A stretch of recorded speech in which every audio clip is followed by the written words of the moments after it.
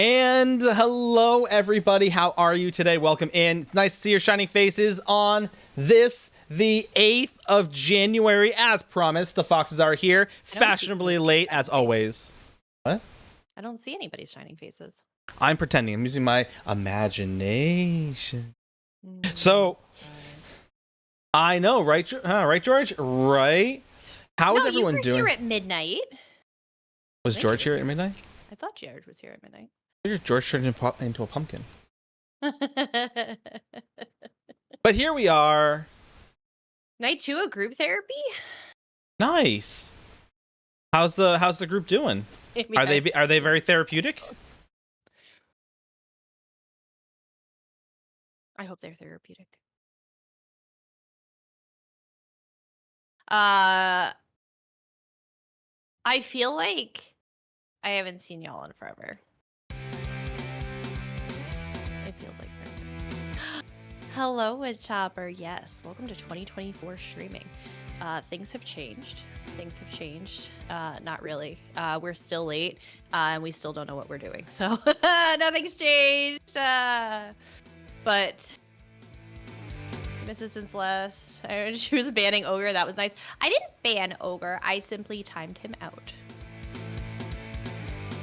Oh, Bell and Yicky group was good. Now to see if this one's is good.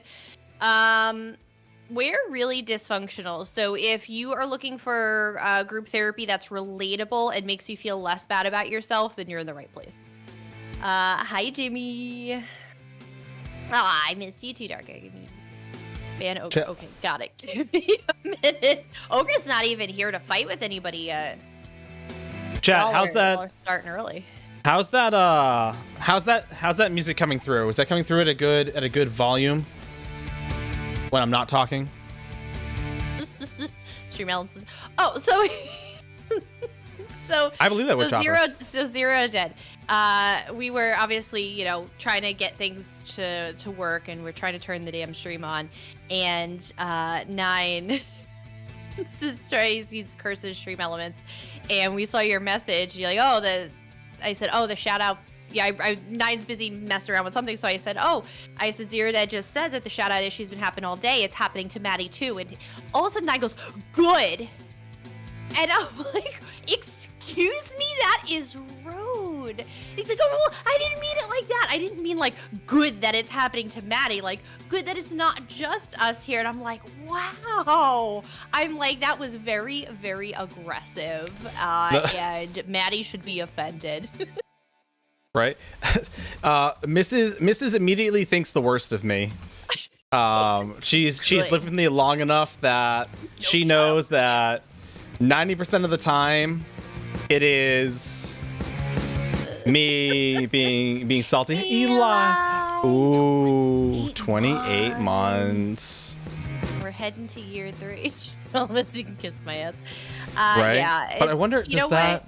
New year, same old stream elements. Just all right. Just hating on everybody right now. But you're having Fox streamer withdrawals. Well, we're back. Yeah. And for those of you guys that didn't catch it, I think I have. Let me see. What the? See, they're working now. Let's see. Here it is. Yoy! No, that's not my end of year. That's the old end of year message. Wow, Mrs. Way to update things. I did. I actually updated it. I updated it while we were on the last stream. I updated it. Hey, stream elements. Someone's looking to get replaced real fast. Oh. New year, new bot, stream elements. Watch out. Rude. Music. What? Let me see. Yeah, the music will go up and down because of the setting we have. We're trying to usurp stream elements, right? Oh, okay. I know why. All right, please hold. Oh. I know why. Normally, if you do bad bot, Seribot gets offended. Where's Seribot? Seribot's here. What the heck? Yes, audio ducking. Thank you, Jimmy. I couldn't remember what. Yeah, the ducking. Yeah. The thing all right, where all the right. thing happens. We don't use butt spot. There's something like the missus already has enough that we don't need any more butts. Yes. It's I true. have enough for everyone. All right, so Snowy, they should work more effectively now because of where everything is coming from. The music shouldn't be nearly as loud, and there is. you should be able to hear all the fun sound alerts better.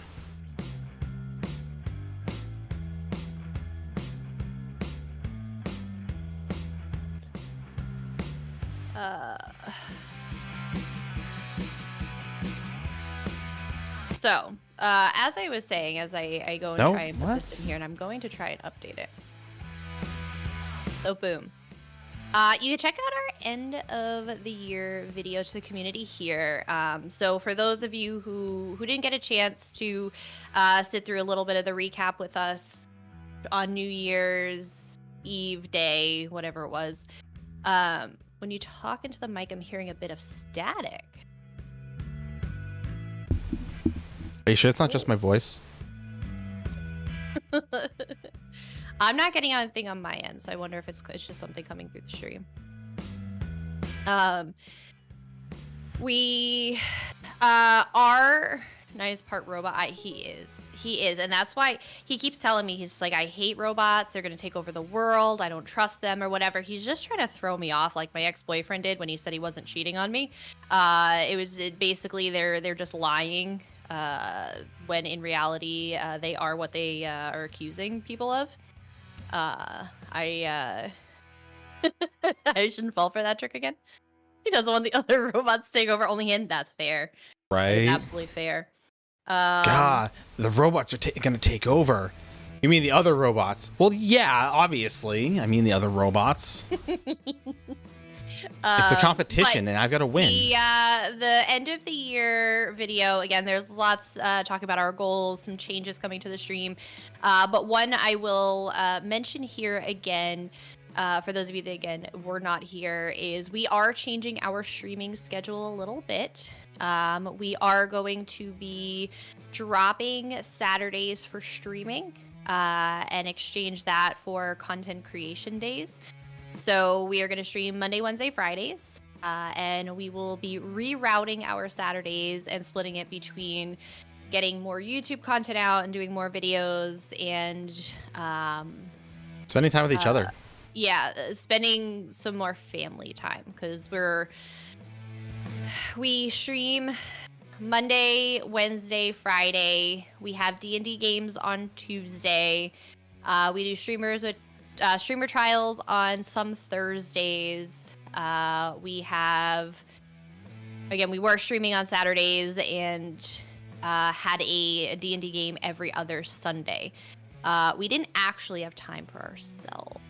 Nope. So. And as the kiddo gets older and he's becoming more aware, one of the benefits of my being a disabled vet is that I would always, like, the missus grew up with her mother always being home and, around for her and her brother, and me being in a very similar situation, is I was able to, like, be there to put him on the bus, make his lunch, be there when he got off the bus, etc., etc. And so as he gets older and he starts becoming more aware of what we're doing and not doing, as the case may be, is we want to make ourselves available for him as that were, right? So that's another aspect of it. And George, to answer your question, yes. So the biggest issue is that one, I believe Twitch, or is it OBS that's supporting AV1 now? Did you say? Twitch is going to be. They are experimenting with it now. Yep. So Twitch is going to be experimenting with AV1, so that should help if OBS updates their settings to include it. And two is the recording, actually, because again, we got a 3-minute game review coming out that I'm gonna finish up tomorrow. Is, again, the video looks good as long as I don't make it the full 3440 by 1440. If I just do like the 1080 1080 by 1920, then it looks good. It doesn't look bad, right? Oh no, go for it, Brand. You can tease us all you want. I mean, I've already been told, that I'm less of a man because I stay at home and child rear, and I'm basically intimidated by my wife, and I left the military to raise children. Yeah, right. Like I'm already very demasculated in their eyes because of that. So I mean, no amount of teasing is gonna stop that. At least I know you're just joking. At least I know you're just trying to bust my chops. These people were these guys are actually serious. Saturday, sir. I'm sorry, bro. I know. Like I said, it doesn't mean we're not going to be around. Good choices, I know, right, Iris? No, it does not mean we're not going to be around, but as I said, you guys still get Yuki on Sundays, so. Yeah. At least you know what? I know, right? Why don't you all take Saturday to do something a little different? Right. We'll all go touch grass or snow if you have that. If you're where I live, a lot of snow. Oh, speaking of snow and cold and disabled veteran status, 9. Oh yeah. Go ahead. Oh yeah. So snow. I know, right? All right, George. You feel it. We were talking about that earlier. I was very worried. I'm not gonna lie. I'm gonna get to our stories in a second. I was very worried for a second. Hello, Dap. Because George was talking about the snow and how Sarah was out there kind of shoveling, cleaning off the, and not cleaning off the car. And I was like, oh my God, Sarah, don't tell me you're one of those people who just I can get into my door. That's good enough. And you just drive with all that snow on you. She's like, oh no, absolutely not. I'm like, oh, thank God. For those of you who don't know, for those of you who live in regions without snow, there are people, believe it or not, who do not clean the snow off their vehicle.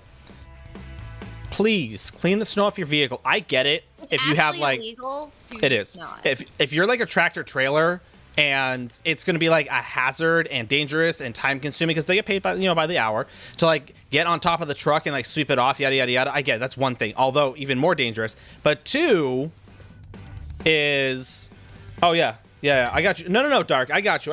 Hold on. I got you on this one. I heard Collector was in here. Hold on, I'll use this one. This one's more appropriate for the weather. Branding my... Oh, yeah. Is, if you're going to be one of those people who's "Rawr, I don't have to clean my car off. Rawr, it's a you problem. Rawr, I'm a bear. Rawr." Then guess what? You're going to be a hazard. You're going to get in trouble for that. Rawr, I don't have to clean it off. Rawr, it's just snow. Suck it up. Yeah. It's actually a crime. Then clean. Oh yes, Collector, we did. I have pictures for you. Yeah, so Collectra, just as an FYI, the moose. We support all critters of all types in our lives, just so we know, we're all clear. We now have a differently abled moose. Mm-hmm. We have a differently abled moose. I'll have to grab him. He's downstairs right now. So this is not getting away too fast. His antlers are now detachable. They are. And they're seasonal, like moose are supposed to. They fall off and then they grow back. That's how it works.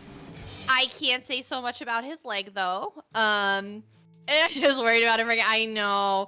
And his name is now Tripod. Right there. It is Tripod the moose. Yeah. While we were able to glue the antlers back on without an issue, the leg was not in the box to glue back on. So it is Paddles, Tripod, our differently abled moose, and we love him just the same. Yeah. Along with all the candy and ducks. Yes, all the duckies. There are 30 billion ducks that are in there. Know. My kid's eyes lit up. He's like, ducks. But yeah, so for those who are wondering, yes, Sarah cleans her vehicle off. She's very adamant that she does. I have no idea, because the box was fully taped up. It's not like anything. I know, right? Super weird. But yeah. Oh, right. Back to the cold disabled veteran nonsense. So, chat. Fun fact. Back in several years ago. Let me backtrack a little more. In 2008, Mr. Ninetail, went to basic training for the U.S. Army, right? So Ninetail went to basic training for the U.S. Army. For those of you who live in the New England area, in the 2008 time frame, specifically the winter, hello Ogre, how are you? There was something called Big Ice. That's what they called it, Big Ice. It was basically this massive nor'easter that came through, and basically cased the entire like New England down to like Kentucky region in sheer ice. Ask me how I know, because I was in Kentucky. I was in Fort Knox, as a matter of fact, doing basic training. Now, at the same time, this mix of ice and snow and ice and rain and ice and rain was right.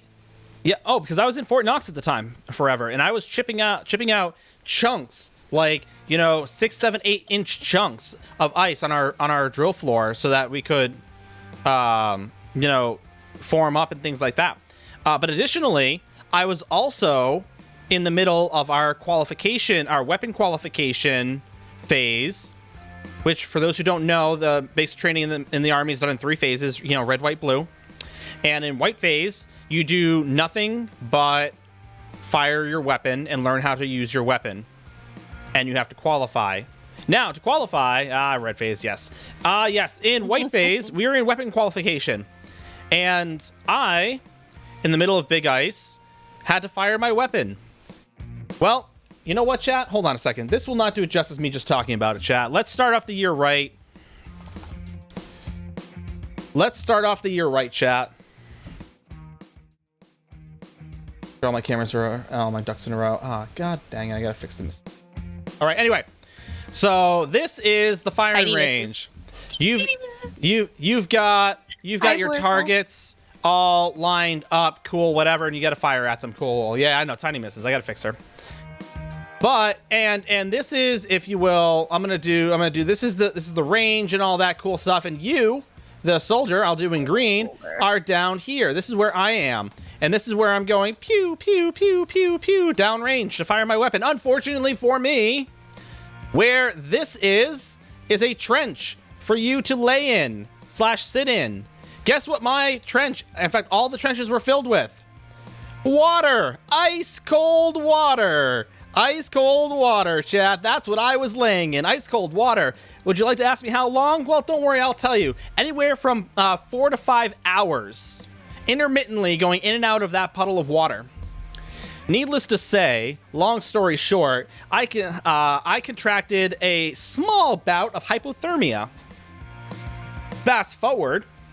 It does build character. It also builds hypothermia, Artemuse. I do. My toes were not in the water. My toes were like the way I lay down. And drank water. His toes are okay. Is I lay like this, so my feet are kind of like back here, right? My head's up here, and the rifle, it's like and I'm just kind of like submerged in water. The rest of me. It does dark. It does not kill me. It just gave me hypothermia. Also, fun fact, gave me Raynaud's. Not the lupus Raynaud's, just the Raynaud's disease. Yes, give me Raynaud's disease. Hey, so what does this mean? Well, this means that now I am on a medication called allopurinol. Yeah, right. That, among other things, Pooh Bear. So what does this mean? Funny you should bring that up, Pooh Bear. As a matter of fact, let me get to that in a second. So allopurinol, for those who don't know, is a blood pressure medication. It is to bring your blood pressure down. I consistently have a blood pressure of 135/80. Average is about 120/70. So my blood pressure is a teensy bit high. Not a problem. They're going to now put me on a blood pressure medication for my Raynaud's disease. Cool. Awesome. If the allopurinol does not work, then they are going to put me on a low-dose Viagra, which is also originally designed as a blood pressure medication. Yes, it was not originally designed for ED. For push pop problems, I believe we're calling it. Yeah, that's what we're calling now. So we're hoping the allopurinol works, because I do not need the other one. Yes, increases blood flow. I do not need an increase of blood flow in that capacity. So let me see if I can quickly fix the misses. Misses, you There's no fixing the misses. I've tried. I've tried. So, I don't even as know. you guys Like, can tell, OBS my did hair something. is I have no idea what happened. That's the worst part. running around with a raging heart on. If you have one for 4 hours, you should call someone. I'm gonna call a lot of You people. won't be able to wear sweatpants outside the house. Bold of you. I think I own like one pair of sweatpants. I think I got one pair of gray sweatpants, and that was I it. think I wear them more than you do. Yeah, the missus actually wears them. Oh, I'll just have Cinnabon. I'm fine with that. Make you go blind? I was gonna make you go blind. I thought that was just from doing it too much. That is also true. No, it's not. It's a myth. Oh, I love Cinnabon. Hey, Treetop, how you doing? I know, right, Pooh Bear? So we're actually hoping that finally with this diagnosis, that because he's been telling them for years, I'm pretty sure it's Raynaud's, and they're like, no, you're fine. And so we finally got to see a rheumatologist, and they're like, oh yeah, it's Raynaud's, and he's like, oh really, really? Weird. You don't Weird. say. Funny. Weird, right? You don't say. Here's the kicker, right? Is unfortunately they can't properly diagnose if it's primary or secondary. And the reason they can't properly diagnose is because of the other medication that I'm on that now I need to talk about, not here, but in general. It's it's my Adderall. Because of the Adderall, it can exacerbate Raynaud's and ergo making it difficult to determine. I know, yeah. But no, you had all Brandon. of this before. I did. But again, they just examined me recently, so that's what they're basing it off of. They can't, based on their... So tell them to take you off of it for like a month. Nope, absolutely not. If it means getting the disability rating. I'm going to get it anyway. I already have it. They already said you have this. It doesn't matter if it's primary or secondary.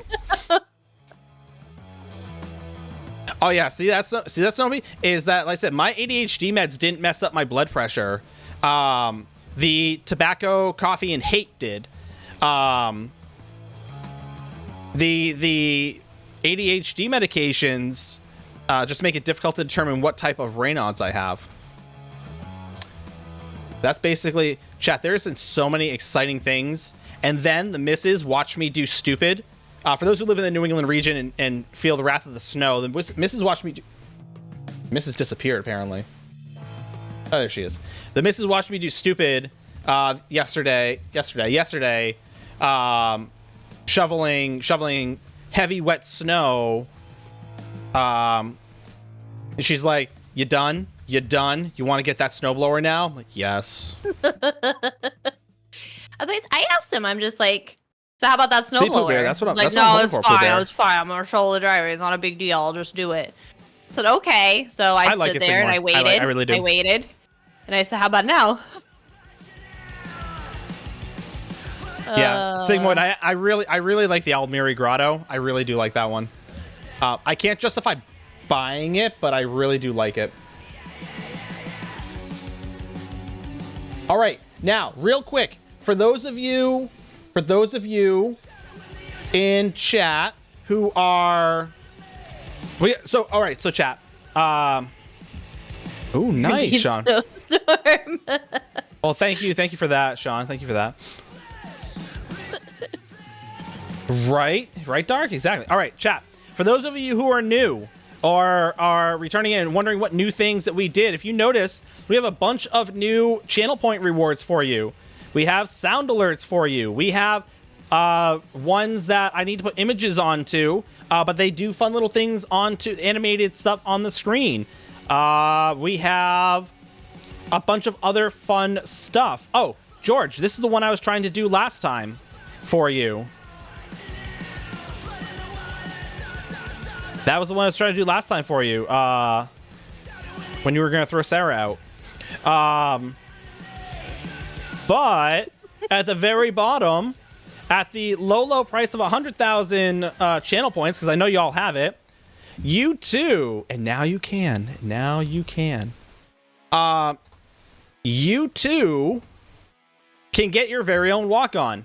For those of you who have a diamond or a sword, your new prize, if you will, for You get yours for free 99. Yep, you get free 99 on that one. You just got to let me know what sound it is, and if you have the sound bite, better. If you don't, I will find it. So right there. It's really I got you, Bran. I got you, Bran. And so that being, so collector, yes, that brings me to point number 2. All right, so they do work, right? They do work. They work one of 2 ways, and I'll show you how. Woo, you can come right over here and check this out. All right, chat. They work one of 2 ways. If you have Blurb, if you are a viewer on Blurb, one, it makes my life easier because I can easily search for you, but they should work here. I don't know why. I have to talk to someone at Blurb as to why they don't work in the extension like they're supposed to, but that's irrelevant. If you are an individual, hi Mixed, how are you? Hey Mixed.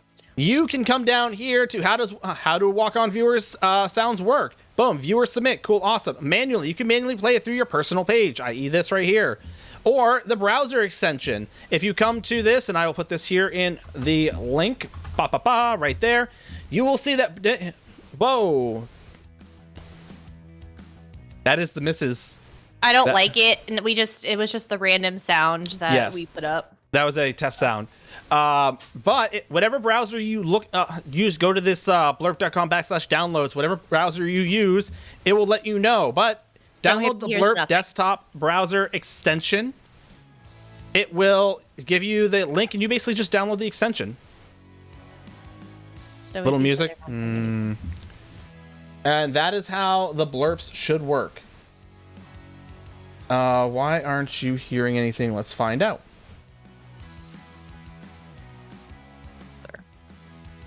Sir. But guys, tonight is the final reset for New Life Festival. So you got 3.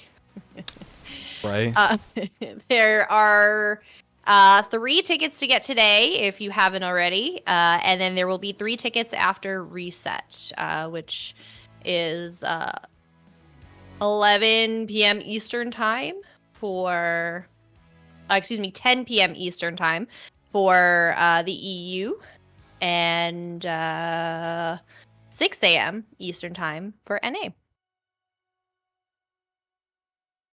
We're doing good, Ming. We're doing good. I got you, Papa. We're 9 was just like, no, everything's good to go for stream on Monday. So far, Blurp hasn't worked. My camera was jacked up. Like, we have 2 different size cameras in 2 different positions right now. I asked 9 multiple times, is stream good to go? No, stream was not good to go. It literally was. Your camera should have been a non-issue considering it was perfect on New Year's Eve. No, it wasn't. Was. No, it wasn't. So anyway, yep, everything's fine. Same old 9s that don't know how to do anything. Yeah. So that's where we're at. That's where we're at. Nothing has changed. I don't know where oh, there I am. I don't have like any way shrines on the EU. That's what you get. I hope you're enjoying my absolute Leroy Jenkins battle tactics in BG3. 9 was telling me about them. 9 was telling me about the Goblin Camp incident. It was a wonderful Goblin Camp.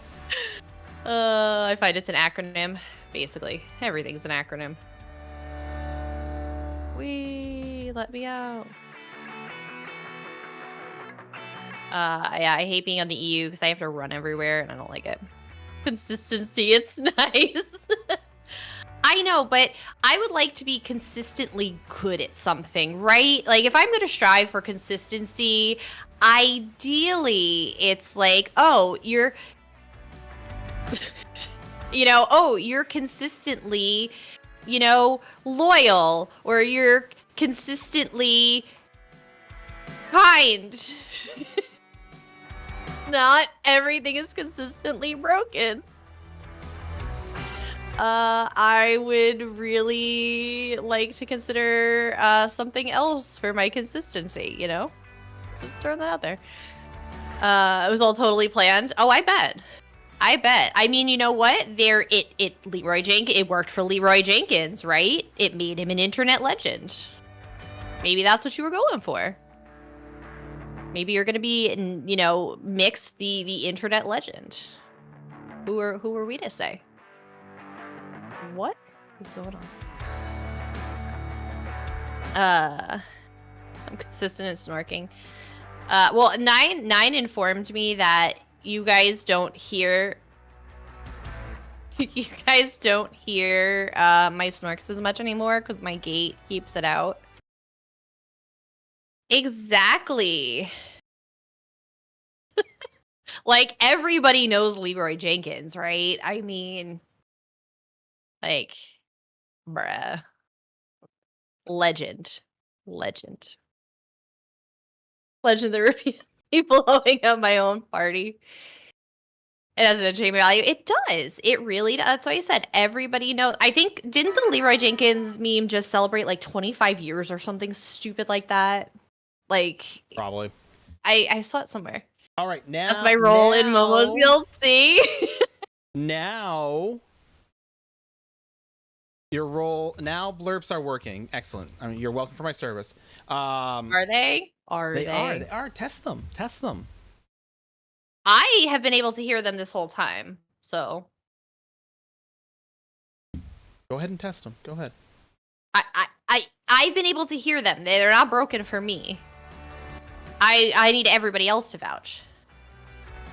Classic. I don't know. I thought I saw some ridiculous like anniversary slapped on it or something, and I was like, oh, I'm old. Is 1700 consistent enough? It is. Hey, that's more consistent than me getting out of bed in the mornings. So, also true. Actually, I had a good day today. I'm not gonna lie. So, my depression has been at like a raging. I don't know. Would you say? I guess my depression's been at an all-time raging high, giving me an all-time raging low. And I have struggled to get out of bed for months. And today I actually got up. 19 years? Okay, yeah. I was like, wow. So I got up today, and that was like such a big deal. And I found this app. I put it in the Discord for anybody that's interested in it. It is called Finch. And basically you get a baby bird. And this baby bird is powered by daily goals. And basically it you get to set what goals you want for the day. They can be repeatable ones. They could be, just one-time goals. So like if you have something special to do that day, whatever it may be. But for really bad days, there's a goal called literally survive the day. It says that, literally survive the day. You have Finch. I love it. So the good news is it's not Pooh Bear. It's not a Tamagotchi, so you can't actually kill it. Yes. If that makes you feel any better. Yes. So my little burb, his name is Doodles. Have a wonderful evening. Have a good night, Treetop. Right, trying, Treetop, trying. But and like it cheers me on and makes me feel so validated. Like I could check this off. I took a shower today because honestly, most days taking a shower is a huge chore. If you guys have ever experienced depression, you guys know some days that's like not a thing. So here I could probably check off that I survived the day because I basically have at this point. Is there a cat one? I don't know if there's a cat one. There are pets. There are little like. As I said. Pets you can get. Someone should help me fight this dragon. So you get to choose your little color burb. But 9 has a heart pet. I do. I'm hatching a pet right now. I don't know what it is, but they give you like a little egg, kind of like a little Togepi, and you hatch it. If I invite 5 friends to the app, then I will get to unlock Oatmeal the llama as a pet. So my bird gets a pet llama. Get up. You actually have to get up, Woodchopper. And that's why I said it's really, really awesome. And so like today for myself, because I never eat breakfast. and I barely eat lunch. So I put those as goals for today. It's like, eat something, drink water. Like, I've actually been drinking water now, all because I'm like, I put it's in Gen chat in the Discord collector. Like, check it out. It has a lot of other tools in there. So, because you could give the, your little burb energy. So there's goal ideas. So it helps you come up with the ideas. There's reflections where you can like kind of answer questions. And it's like, oh, what did you enjoy most from today's meal? What was the new experience and how did you feel? How did today compare to last week? Who gave you more energy reasons? So it has reflections, it has soundscapes, so you guys can get like points for listening to soothing sounds for a little bit. There's like some yoga in here. There's acts of kindness, quizzes, first aid kit, which I like because first aid kit is for like really bad days. They have the 3-3-3 rule, 5-1, rainbow grounding, anxiety breathing, panic breathing, and they're like little guided things to help you. Which are so freaking cool. Fighting a dragon. It's free. Hey, there why is are you leaving? I'm literally fighting this dragon alone. Why is no one helping me? I am in the middle of speaking. Hush. No, someone was watching me just fight a dragon instead of joining in. Sucks for you. But there is a free version which is super robust. And every so often, like, it just gave me 3 days free of the plus, which I can get little costumes for my burb. So right now it has a little wizard's hat and a t-shirt, and it has little star slippers. But you can use the points you get from doing your goals to buy outfits and all kinds of stuff. It is so freaking cool, and I love it. I absolutely love it. So who remembers less? I feel that. But yeah, I definitely check it out. Because like I said, the base level app is completely free. And so it's in our Gen channel in Discord. If you guys need me to DM it, I can. Hey, Weezes. How you doing? Hey. Happy New Year. Heinz, hello. Yes, absolutely. Hey, Heinz. Well deserved. You're very welcome. Honestly, Heinz, you don't bother thanking us because you earned that. Oh, hold on. What? Go get some horseshoes at 66. Okay? You just drop. I wonder if those Dexcoms are working for you. Yeah, because if I drink, it comes back up. I wonder if you're getting accurate readings, though. Well, it's usually 9. It's higher than 9 than when they do. Yeah, but Ow. I don't know. I'd be Maybe curious. it's a good spot. Ah, so close. But it does it on your side. Some of too, it, right? yeah, absolutely. I'll take help. Yeah. Because I'm just sitting here fighting a dragon by myself. Oh, someone decided to join in. Okay, I don't know who that is, I but think the insulin's bringing you. oh, not a food. problem, Allie. Absolutely. Almost every night you crash. Flopsy Destroyer. And you have desserts. You have, I didn't have dessert tonight.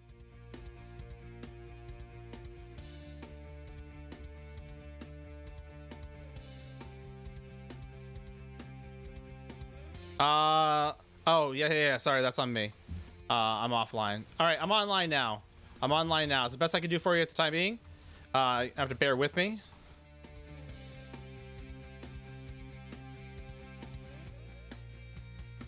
Should be able to port to me. What is it? Why are you beaming? We're nowhere near beaming points. What are you doing? Lotus, how's it going? How are you? Ow. Oh, now people are here fighting a dragon. Okay. Everything's fine. Yeah, basically, right, Sean? Woo!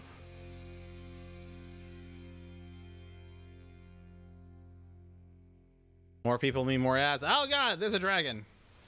It's got an aura. For those of you wondering why I'm fighting a dragon right now, I'm not sure if you know this. There's an item that drops off dragons called Dragon Room, RHEUM. And it's selling for about 18,000 a piece. Ballpark. So I want some. I'm gonna sell it.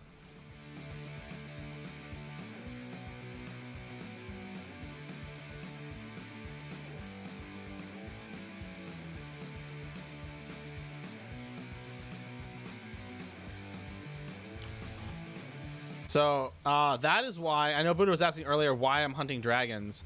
Yes, you should. Yes, you should, Collectra. That's it. People are selling them usually like stacks of 10 right now, for like obviously like 185k for the stack. But yeah, it's absolutely worth it right now. Xbox is even higher. Xbox is like 22,000.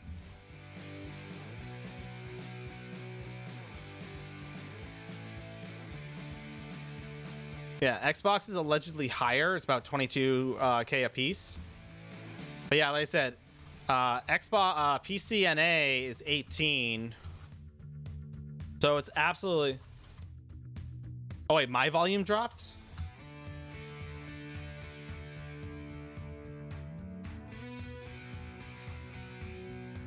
All right, I'll double check that.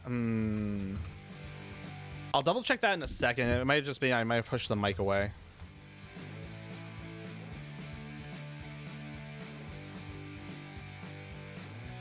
Yeah, duplex, right? Right? Shocker.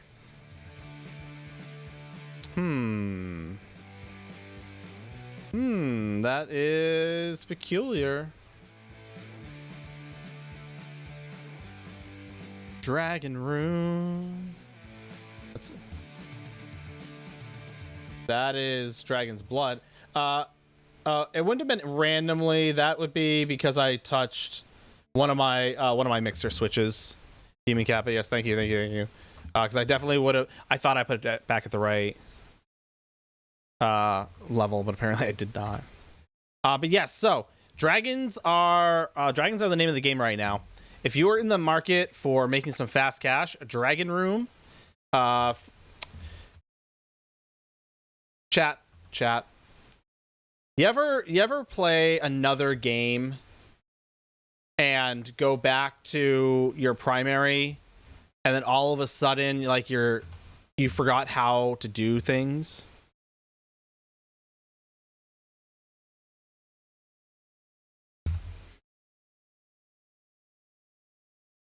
Yeah, that's fine, Brand. That's fine. I think I'm gonna go to Southern Elsewhere real quick. Let me get some people together. Let me get some bodies.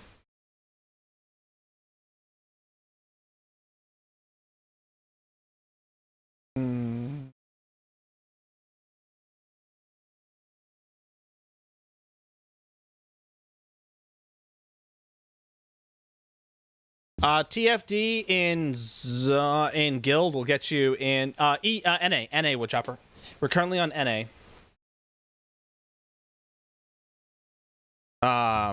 We'll get you. Like I said, I'm in. I was just checking Southern real quick to see if there was any dragons here. There are not. We're going back to Northern. I know there's dragons in Northern right now. Was crashing again. Goodness. So yeah, TFD in guilds, and that will get you on the dragon hunt. We are on the hunt for Dragon Room. Blood's not bad. Blood's selling for about 86, 85 to 9,000 a piece. But the Dragon Room, I have about 140 of them right now, are selling for about 20, averaging about 18.5, but you could probably get away if you have a good trader for like 21, 22,000. TTC's saying 24, but I know it's gone down a hair. Yeah, TTC is a little bit of an average. Sometimes people sell a little too high. Sometimes people sell a little too low. So it gives you a ballpark. But see what your guild sell. If you use something like Arcadia's Trade Tools or Master Merchant, those will give you an idea of what your guild is actively selling them for to give you a little bit better idea. Mrs. Is too high? Oh. How about now? That should be better. What did you touch while I was gone? Nothing. Mrs. should be good now. Mrs. should be good now. I will make it over to eventually. I'm still trying to figure out what I'm doing over here in EU. No worries. Better? Awesome. There's breaking things as usual. Sounds about right. Yeah, I think our PlayStation subscription ran out. So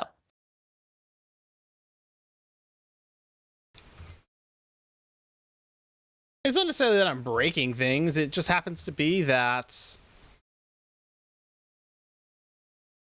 I'm trying to adjust things on the fly, and it's just not working. That's all. Right.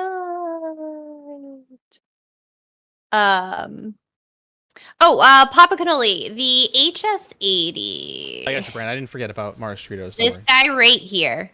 This is the one I currently wear. That, like I said, I find super, super comfy. One of my biggest problems is things weighing no, on you my stupid head. dragon, get back here. 9, you are so rude tonight. Oh my god. Things pressing down on my head because I have a lot of spinal issues, so it tends to give me like migraines and a lot of back pain. These are light enough for me to be able to wear them that they don't like totally destroy my body any more than they already are. So I definitely recommend these guys. These guys are awesome. Do, do, do, do, do, do, do, do, do. And let's see what we got over here. Plenty of ticket spots. So I'm gonna log out of this sucker. Actually, I need to get to, I don't know, where do I need to get to? Reaper's March, and there's nobody in Reaper's March. You don't have the house? Not in EU? Oh, yeah. You should probably get that house. Super convenient.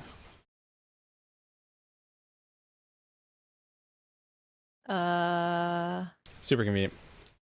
Let's New see World Combat. I can get to Grotwood. There's like 3 people on EU right now. But yeah, oh yeah, back to what I was talking about before is Ooh, the stuff. I love stuff. basically I've been playing a lot of Honkai Star Rail recently, and it's a lot of fun. But if you've played Genshin or anything like that, then you know that the controls are very different. For example, if I want to use my cursor, I have to hold down like the Alt key or something like that. So anytime I want to try and leave the window in ESO, I keep trying to hold down that key, thinking that it will work, and it will, in fact, not work. Ooh, that was a spicy dragon. Bastion, get in front of this dragon's mouth. Make yourself useful. Okay, I can sort of get to Stone Falls. Hey, Lady Cybernova, how you doing? Hello, how are you? Maddie with the raid. Maddie Gun! Hi, Maddie. How was your stream? I also want to try out the new Tekken 8. It's first one using Unreal Engine. Honestly, Eli, I don't know if yeah, Life of Weezus is in here. Weezus plays a lot of the Tekken Street Fighter like fighting style games, and really has a great perspective on that if you're ever interested. Why is this dragon looking at me? Pop in. I know I haven't been able to pop over yet, but Nines told me all about you. Hey, there's Weezus. Yeah. If you guys don't freaking stream elements, God. But yeah, no. Oh yeah, definitely, Eli. Yeah, Weezus is fantastic. Super, super, super chill streams. Yeah. And does a lot of the different fighter games, and very well versed in them. So yes, it did, Maddie. It did, Maddie. Hi. Did Twitch? How are your tacos? Trouble? Twitch is a little weird tonight. Oh, absolutely, Weezus. Absolutely. Yeah. No, we got to meet Weezus finally in Vegas for the ESO celebration. I was so glad they let you go. It went early. Maddie, funny story. I've got a pill for that now. Stop it. You do not. I could if I really wanted to. Oh, I know. I wish you didn't have to go out so early the next day. Yes, praise Weezus. No, Weezus is one of the wonderful people that help keep this game running. Right. Help keep ESO running. You just go see your dog. No, you don't. Government VA healthcare is not something you want. Lies. Uh, Maddie, how were the Twitch do be twitchy knuckles? Twitch do be twitchy. Maddie, how were the tacos? Taco, Maddie. What kind of tacos did you make tonight? I did a Maddie, every time I do like a new recipe or something unique or something like that now, every time I do that, I think of like, oh, Maddie would probably like this. I wonder if Maddie's tried something like this before. Because I did a white wine reduction sauce on chicken thighs with gnocchi, and it was actually really good. It was a keeper. Definitely a keeper. Nice flavor. My cast iron was too small, so I ended up using Pyrex. That's because you ate a lot tonight. Yeah, I was making like a double batch. You were thinking of my thighs. Gee. Maddie, every time we have dinner, he thinks about you now, so I do. He was taking pictures of his calzone the other night. I'm like, what are you doing? I have to show Maddie. Telling Maddie about every meal we sit down. I gotta show Maddie. It was a beautiful calzone. It was delicious. It was really yummy too. Yeah, the dough was beautiful. The dough was like perfect. So it's been a little trial and error with some of them, but this one was fantastic. George follows the phone eats first rule. Phone eats first. I have never heard that, but I love it. I love it. The phone eats first. Is that just me? He charges his phone? No. Takes a picture first. Ah. Uh-oh. I think I went the wrong way. They're just sometimes when what you make just comes out like the picture. Like we've all seen the fails, like the Instagram fails and all that. Where you're like, oh, at least we tried. And then sometimes you're like, oh my God, this looks the same, if not better. Like they're right. This really is a great recipe. No, there's one recipe that I've really, really been liking. I'll have to get what it is and put it in the Discord because it is so good. It's the chicken gnocchi with the cream sauce. Yeah. That one is so good. Because that's actually the rest. That's the one I brought with me to Christmas Eve. Yeah, that one's a really, really, really good one. I know you just didn't do the chicken for your family. They weren't worth the chicken. No. I mean, they weren't even worth the gnocchi, but I did it for them anyway. Fair. Ow, rude dragon.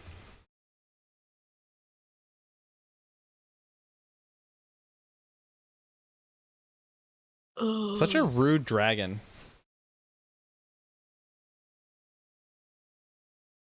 But yeah, no, I very rarely take pictures of my food now. So when I first got like Twitter, Instagram, and all that, I'm like, I'm gonna start taking pictures of my food. That's what you're supposed to do, right? And then I'm like, no one cares about my food. Let's be honest about this. I'm not posting recipes or anything. No one cares about my food.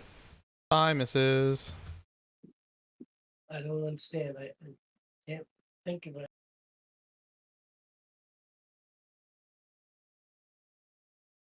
I mean, yes. Yep. Chat, hang tight. Kill the dragon for me.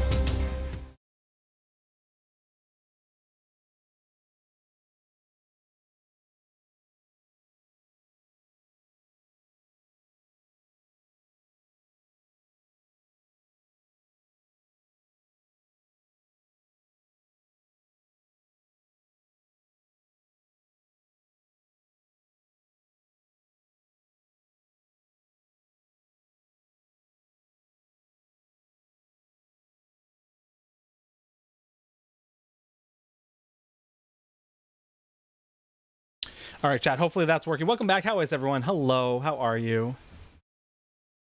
Dark, who are you having sign things for you again? Sorry about that, guys. Oh, George, thank you for raiding over with Maddie. Yes, so for those, why am I in combat? Oh, y'all are fighting a dragon somewhere, okay. And now I can't go hunt a dragon. We hear and see. Perfect, excellent. I forget where I was going with this story. Something, white wine reduction. Oh, yes, Maddie. The best part, I forgot to tell you the best part about doing wine reductions is, hi Maddie on upstairs, very nice. Is the best part about wine reductions is that anything you don't use, you get to drink. And that time that Maddie unintentionally called me an alcoholic because he called it a comedically large bottle of wine, and that's the size wine bottle I drink on my own. Yeah, alcoholics go to meetings. You should, George. You should. The Mrs. is Always Right contract. Perfect. I love it. Yeah, we're dealing with a little bit of a family qualm of sorts. Yeah, and so for those of you that don't know, my dad's staying with Alcoholic, us. I feel like hero. Because my parents had a whole insurance issue. They Kalijah. gutted 4 rooms of my mom's house, have not put it back together. Right. So my mom and brother are still living in a hotel room. They both had COVID, the whole thing. So my dad's hanging out up here with us. He had several years back went through leukemia, bone marrow transplant, all of that stuff. He had a stroke while he was going through his chemo treatments, so it left him with a lot of memory issues or whatever, and all the medications on and off. He ended up becoming a diabetic. So he came in the second time he had come in. He didn't know where he was. He didn't know what was going on. He was very confused. He had asked if because his blood sugar was dropping, as he was showing. He has like the app, the Dexcom, or the Dexcoms, if anybody's ever used them, and it like reads everything. And it was like this whole, like plunging, and he wasn't remembering things. He was really confused. So we were just trying to help him out a little bit because something funky was going on. So. But as I said, his blood sugar just was tanking for one reason or another. So he was getting a lot of confusion. And again, putting low blood sugar confusion on top of the stroke issues that he's had. It just was a little bit of the perfect storm for him. So he's hanging out, had some orange juice, and he's just hanging out on the couch. But he didn't remember coming in here both times that you guys probably saw him come in here, and so he was having a little bit of a hard time. So hello, Froggy. How are you? People say alcohol. I say I'm tired of dealing with some people's shit. I feel that, Lord Cruxes. I feel that. That is my everyday. Some of the questions I answer. Here, let me tell you about this one person I deal with on an everyday basis. This situation sums it all up. She has harassed me for weeks. Do we have tracking numbers for stuff being delivered to one of our stores? Do we have tracking numbers? Do we have tracking numbers? It's very, very important that we have tracking numbers. Where are the tracking numbers? Give me the tracking numbers. Give me all the tracking numbers. I said, okay. Finally got all the tracking numbers for her. Gave her all the tracking numbers. Emailed her all the tracking numbers. Put it in our shared OneNote document. And put it in our shared PowerPoint document in a shared drive. And then she proceeded to ask me if something was delivered. Ma'am, I was just harassed for weeks, and you said how critical it was that you had all of these tracking numbers in your hand. Why don't you look it up yourself, damn it?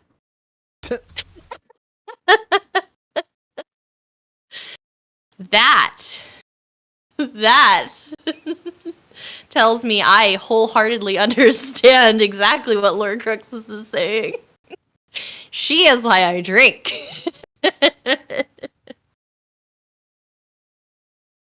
Yeah, as I said, he should feel better in a little bit. As I said, he just needed, because usually he'll have a couple candies if he's like crashing a little bit, but it just wasn't enough to get him going, and so he's a little confused, a little upset. So he should be good. He should be good. Uh-oh. Hmm. Uh-oh. What? I don't know. Somebody said, oh, 9. Check your DMs, not me. Yeah. Oh, Maddie, your tacos look delicious. Yeah, Froggy. Yeah, like I said, it's work is unfortunately work for the missus. That'll never change. But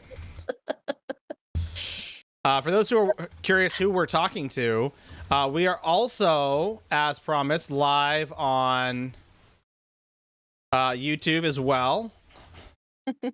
So if you're curious, you can check us out over there as well. Yes, getting them watch hours in for us. We're gonna make that YouTube partner this year. I feel it. We're gonna do it. Yup. Do it. We just need you all to watch our stuff another 3,000 times. Yiki, thank you for face tanking for me.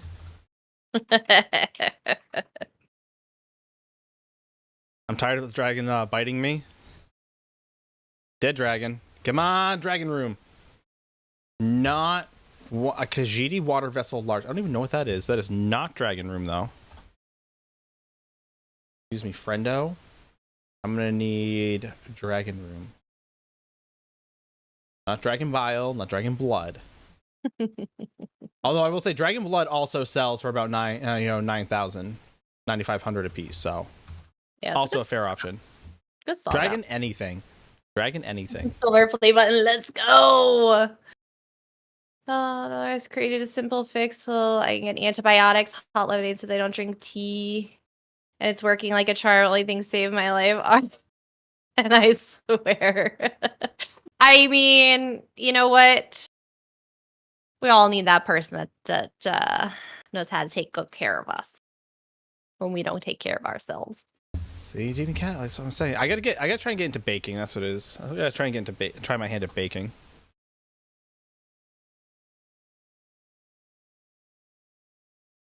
All right, I'm gonna go park my butt here so that I can turn this quest in after 10 p.m. We are on PC tonight. We are on PC. Mm-hmm. Yes, cooking is a lot easier than baking. Yeah. Cooking is an art. Baking is a science. Most people don't realize that baking is basically just a form of chemistry. Yeah. Hi, Shale. And that chemistry tends to be a bit more of an exact science. Yep. It's like two chemists walk into a bar. One of them says, "I'll have some H2O." The other says, "I'll have H2O too," and dies. See?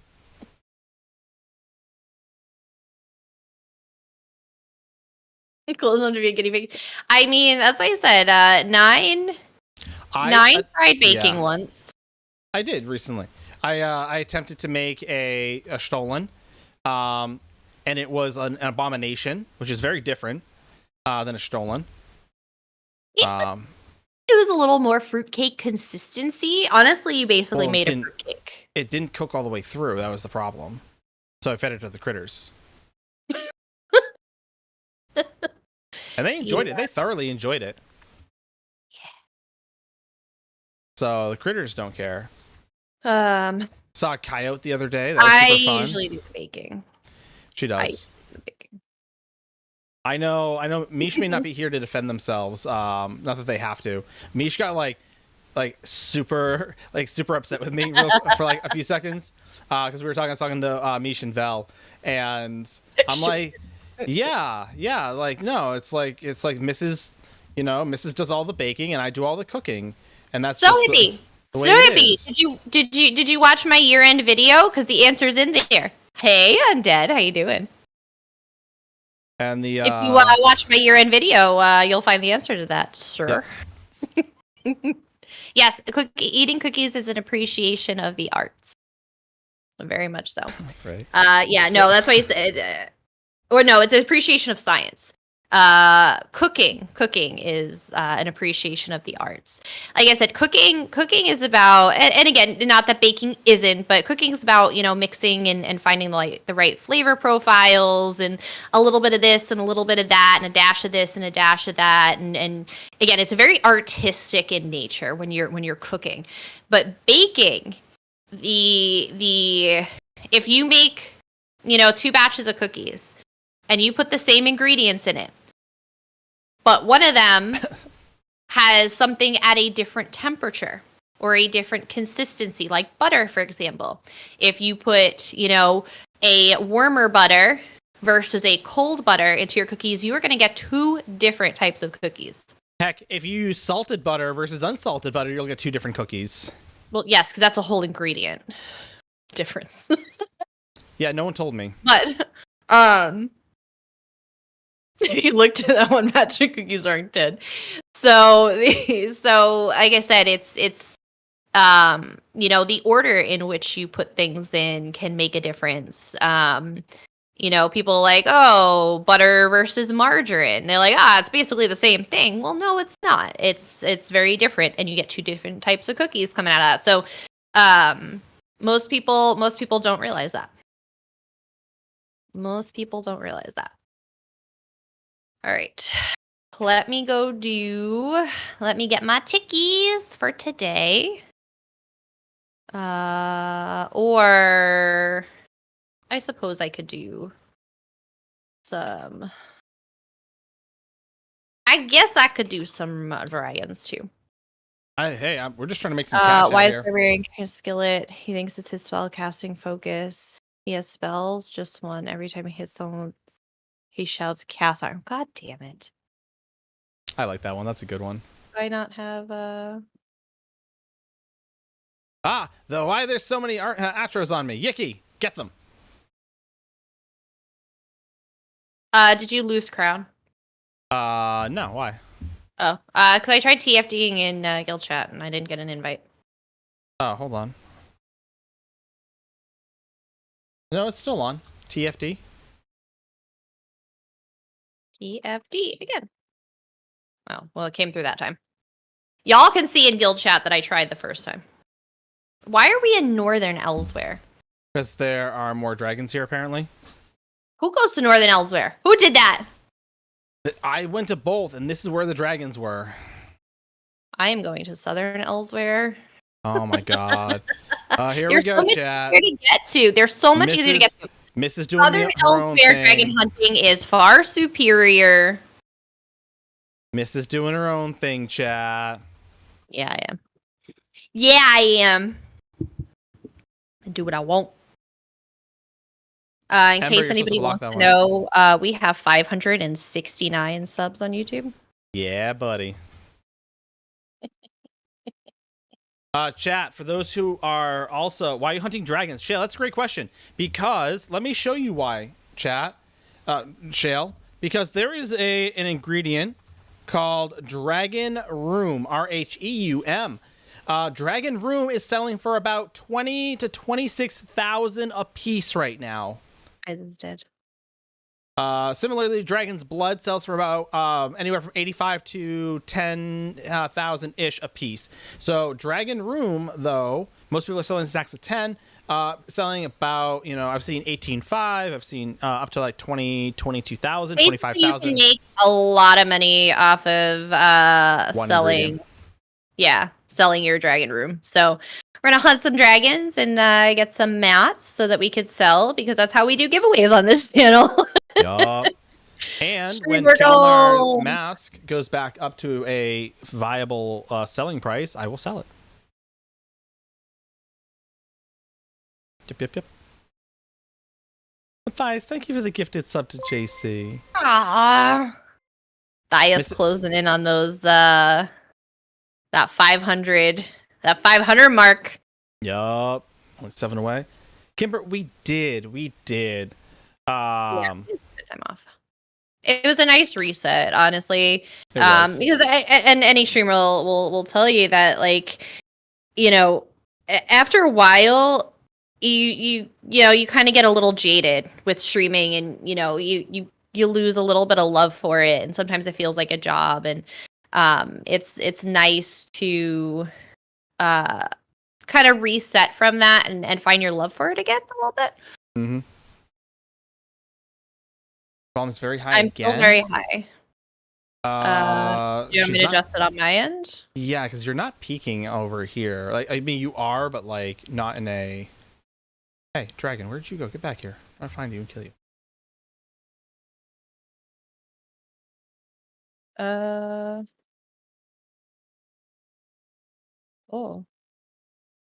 Does that make a difference for you guys? Does that make a difference for you guys?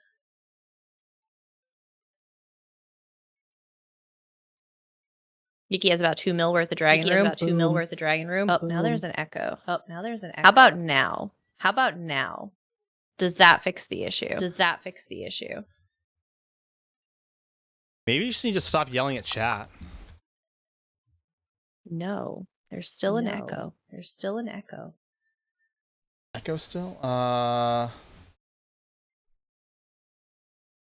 Say something? Something. Okay, I know where it's coming from. Okay. Great. All right, no more echo. No more echo, chat.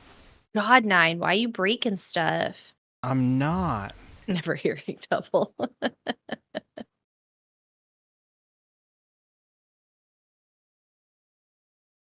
So Froggy, we have that up at the top of the screen. Typically we do that around the holidays, just because it's a reminder for those that need it. It's usually a tough time of year for a lot of people, so we like to leave that up there as a little bit of an extra reminder. Mm-hmm. There's something I actually wanted to try. Has anybody ever used Restream before? No, but I've used Slipstream before. Let's get some jams back on. Here we go.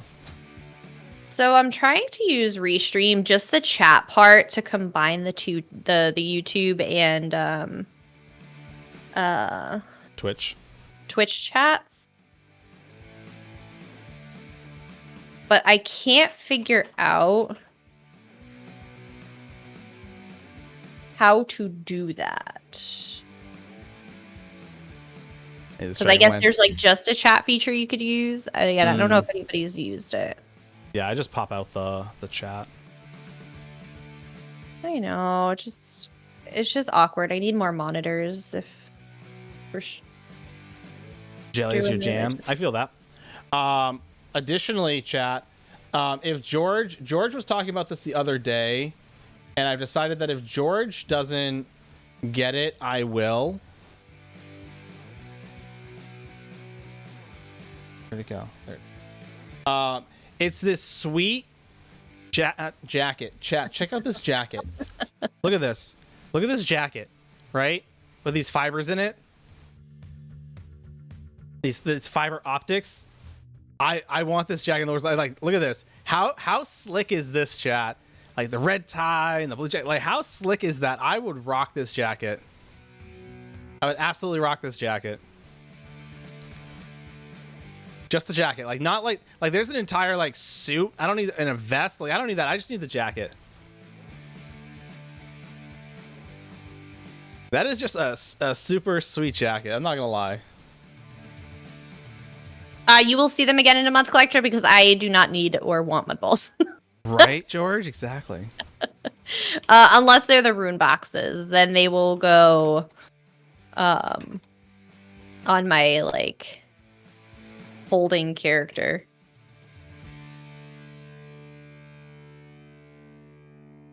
Does your mom still play? On occasion. Yes, Google, it is me. I am confirming that I am trying to sign in. Oh! What? What'd you do? Collector's visiting me. And Yeah. Jasper. Ah. for a couple of pages. Yeah, Shale, by all means, let me know what you're looking for. I've got a number of pages that It's such a cute little burp. we actually just did our inventory management last night. So there's like any number. What do we need? Shale's Fire wondering. Song and Song- House oh. Bernard. Those I don't have. I know we definitely don't have those. Because we definitely went through all those last night. I have House Hexos. A couple House do 4 pages. No House. And I definitely don't have Fire Song. I don't even know where Fire Song comes out of. And to be brutally honest. Uh-oh. I think I broke something. Ew. What number is Fire Song? Fire Song 117. Galen Vents. Okay, that's the Vents. And House Bernard is from the Galen World Bosses. Yeah. We could definitely do some, but I definitely don't have any. As you can see, I know exactly 0 Fire Song and exactly 1 House Bernard. And it's just boots. Trying to tell me that I am not currently live on YouTube. That is a lie. Well, you are not. It's saying our account isn't. Oh, no, we actually are. I know, because I have it open. There's the chat. There's the chat working.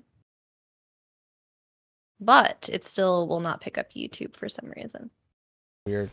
Hmm. Trying to get them watch hours, chat. Oh, Dragon's already dead. That's fair. That's fair, Shale. Arcaros, thank you for the follow. Welcome in. How are you?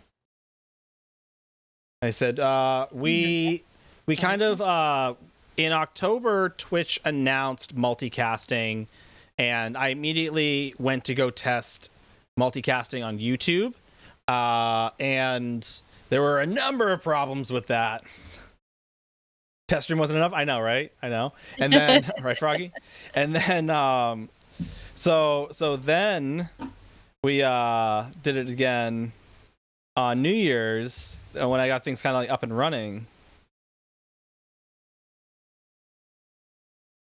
A little, Eli, a little. Again, most ADHD medication is are stimulants. The best way I can explain ADHD medication is basically, if you're familiar with like manual transmissions, is you've got your gears spinning, right? You got your gears spinning up there, and they're not spinning in sync. So one's spinning faster than the other, right? One gear is spinning faster than the other. So what the medication does, the medication works as a clutch. You're still going to rev your engine, but you're going to clutch your medication's your clutch plate. You're going to compress that so that it's slow. It kind of like disengages them so that they're still spinning, but now they have a chance to kind of like link up and spin at the same speed. So that's kind of the best way. Which again, if they're spinning, everything's spinning.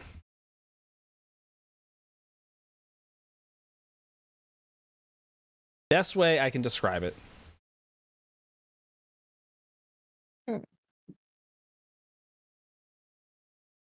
I need this dragon to plop its butt down on the ground so I can kill it. Arcaros, we are doing a little dragon farming tonight. The crafting materials that come from a dragon room is some good money making right now. So it is. Doing a little casual farming. Anybody's welcome to join us out there if you're on PCNA and want to hang out. Oh god damn it, Twisted Slinky. How you doing? I mean, you're not Good wrong. to see you, maybe. Oh,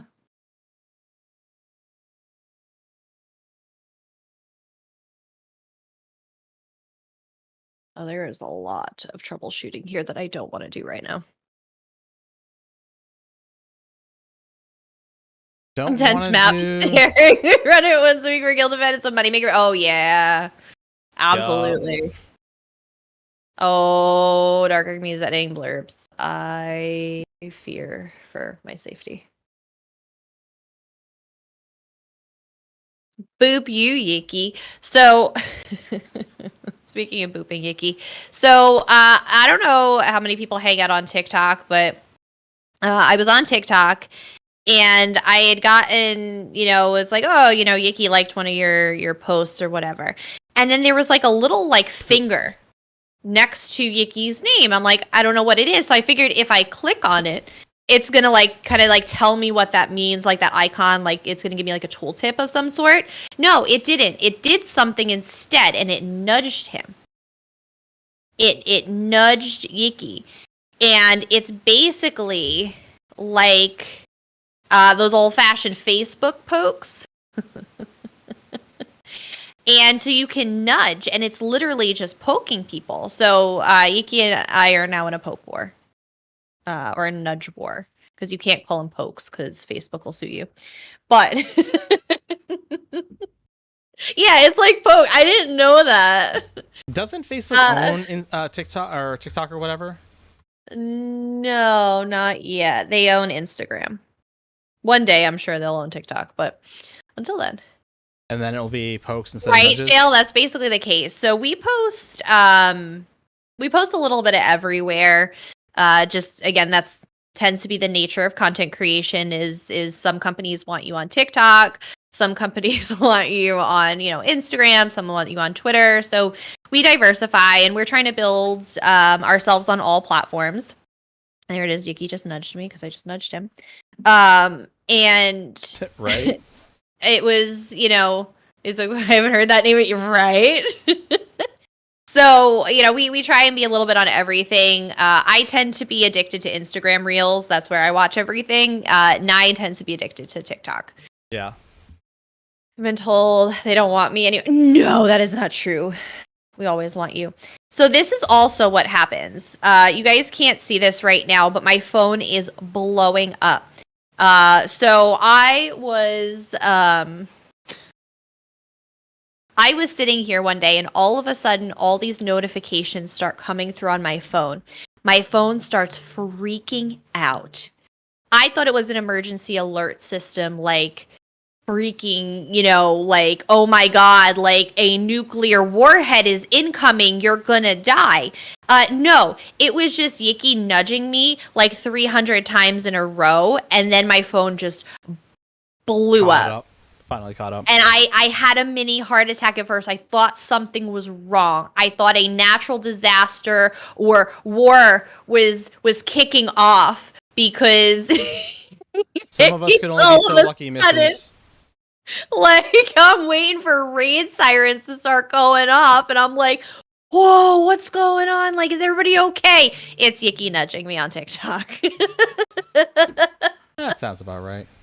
Tumblr and only Tumblr. I have a Tumblr. I logged on once, created an account, and hated every moment of it. So, unfortunately, Tumblr is not super relevant for what we do. So I do not put a lot of time into a platform that doesn't bring me joy. Usually, I pour my heart and soul into platforms that also don't bring me joy, but that bring me content creation growth. Facebook looking back and forth with my school crush instead of, having an actual conversation 10 out of 10 comments, right? That's what you always did. It was like that super, like, him.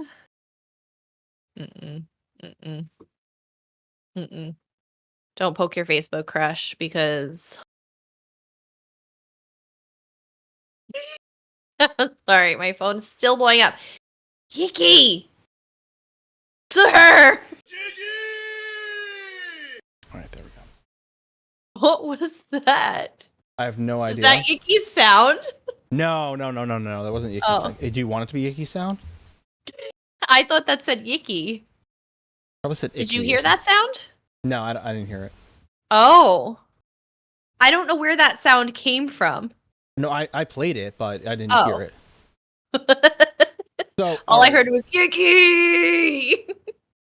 we can make it a sound. Okay, other people heard it. Maybe I'm just hearing things. I think I'm having a stroke. So all right, so basically, long story short, is I can set Blurp up in one of two ways until I figure out how to get it to play nice with OBS. I can have it set up so that it plays so that y'all can hear it, but I cannot.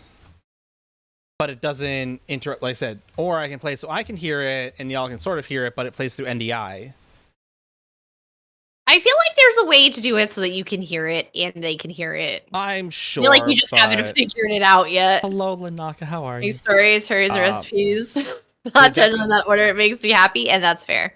As I said, if you have the opportunity to be on social media for yourself, I highly encourage it. All of my social media endeavors are for everybody but me.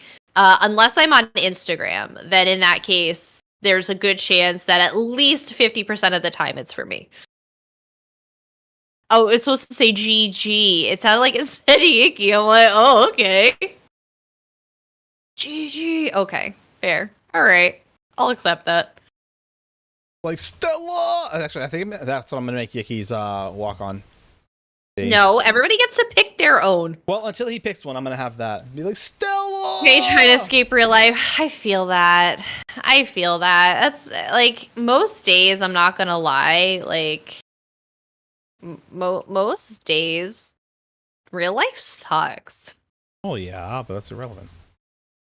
Like, I'm not really feeling life some days. It is like, okay.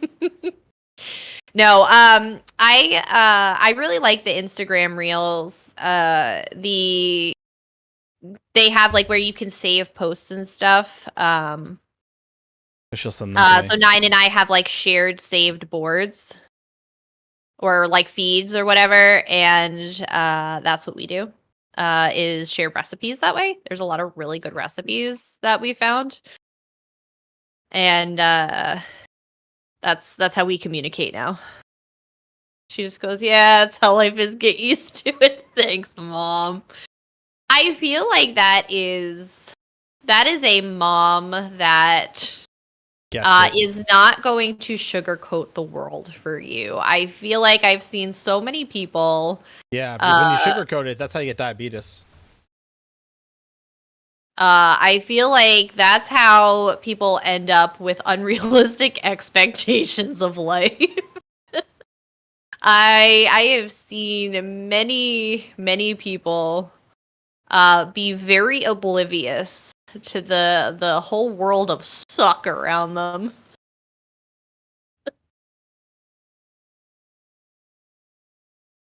Or take some healing. One thing TikTok needs is the ability to favorite videos and categories, recipes, self-help books. That would switch the functionality. Yeah, as I said, I don't use TikTok too much. Like I said, I just do more posting on there than I do like browsing. Yeah. But I'm really mad. I'm really mad with Instagram though, is because here's the thing. Is Nine continuously sends me Disney videos because he knows I like them. I do. So then his feed is all Disney videos. It is. And then I send Nine all these D&D and military videos because it's either something, stupid relatable from the military or something funny from D&D. So I get all these videos now. Why don't you realize that I am sending them to this person? This is the person that wants to see them. That person over there, I don't want to see them. That person wants to see them. Go fill their feed with those videos that I'm sending them and that they're liking. I want all the Disney videos on my feed. So then what happens is I want Disney videos, then I have to go on Nine's Instagram feed, and then it continues to perpetuate that, Disney is his thing over on his Instagram, and it's just terrible. Right, Froggy? So Eli, I agree with that. Yeah, that's definitely, again, we've seen the issues with Sword Art SAO. But Froggy's on the other side of it is right, Lanaga. Again, is how much of your reality is going to be obscured, and you're gonna blend that line between fantasy and reality. You're gonna think, oh, I can fly because everything in VR is so realistic, but in actuality you cannot fly in reality, right? You can get on a plane. You know what I mean. Oh, I saved all these commands. Flippin' Jeebus.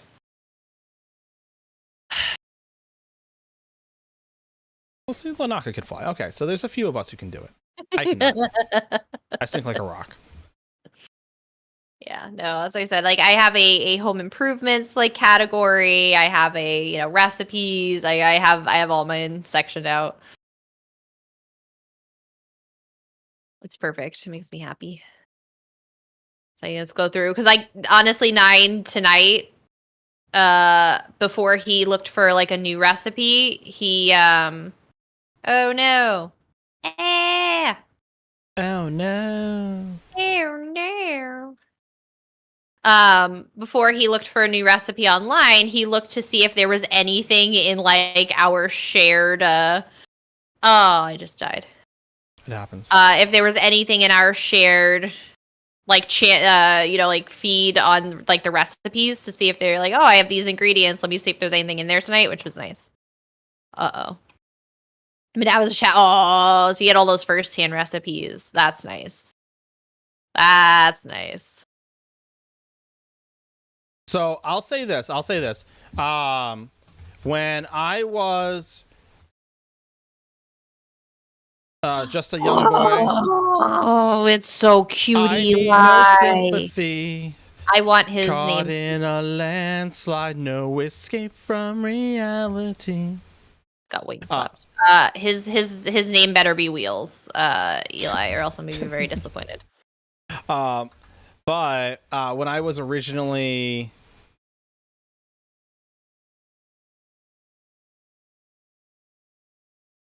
What? combat, so I can't travel to you. We should probably get out of combat then. I'm trying. It's your fault. It's only the 3 of us. None of us are in combat, sir. Saying we're all in combat. None of us are in combat. Chorizo, okay, all right, that's just as cute. I'll accept that. But yeah, so in short, because I can't even mount up. My mother had basically got me like this little binder and filled it with a few like family recipes, things like that. And the intent that my mother had was that as I went along and found recipes that I liked and all that, that I would basically like either transcribe them or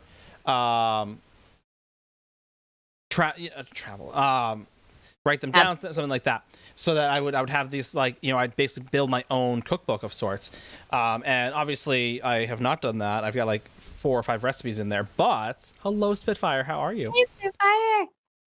But one of the beautiful things about it is that now that the missus is sending me all these like Delish, right? If you don't know the site Delish, they are they bothered me tonight. Right? Because it's another basically what they did, basically what Delish did was another, but no one's like boycotting Delish, is they basically pulled the same shenanigans that Roll20 did. In that it's an open source, everyone, it's not like Gordon Ramsay is like putting his recipes out there or anything like that. It's like you and me putting our recipes out there. But Delicious is like, oh, you want access to these recipes? Sure. It's going to cost you, but you can have access to. I'm like, excuse you, these are free open source recipes. Don't you dare charge me. That's why you run ads on your site. Here's the best part is Rude. 9 saw the recipe, made the recipe tonight, was just like, is this a keeper? I said, yeah, this is a keeper. I like this one. He went to go grab it off the site and it blocked him. And it was just like, oh, you can subscribe for 57% off. Yeah. They let him cook the meal, see the recipe, enjoy it, decide he liked it, and then was like, nah, man, you can pay for it now. Right? So yeah, it's so it's absolutely infuriating. Let me just say that. So Yeah, it is absolutely crazy, Spitfire.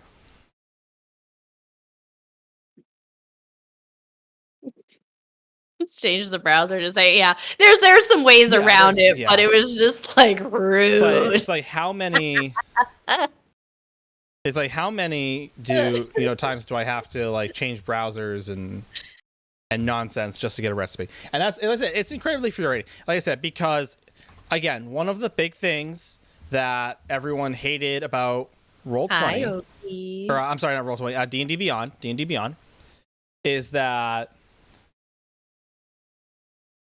it basically took the common person's ideas and said, hey, we like this, we're going to charge people for it now. We're like, no, I'm just putting this out here for anyone to use. Yeah, but you put it on our site, and our site's now owned by Wizards, so we're going to charge people because we want the money for it. This great idea. And so everyone's up in an uproar about that, and rightfully so. And like I said, and this is just a cooking site that does the same thing. And I personally am in an uproar over it. Nine's got his panties in a bunch. So excited! We're gonna get to see Oki again in Amsterdam. Is that anybody else going? Anybody else decide that they're gonna do it? We got a few fun surprises planned for Amsterdam. Link to the source so I get all my recipes. Nine wants this specific one right now because he's just mad.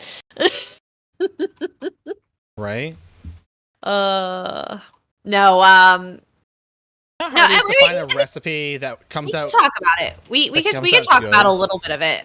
So no, Nine's kind of referring to is, so we are trying to decide right now what we're gonna do for a 10-year event exclusive. We're gonna do a stick. We were toying with the idea of doing a sticker and a pin this year for the 10th anniversary event. You're afraid to travel? Lies, Sean. BS.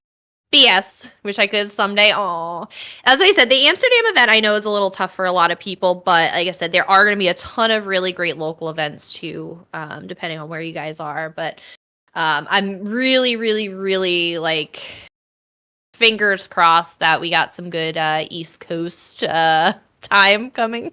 Yup. I would love there to be an East Coast event. That would make my little heart happy. I know. Maybe not Florida. I think it's expensive.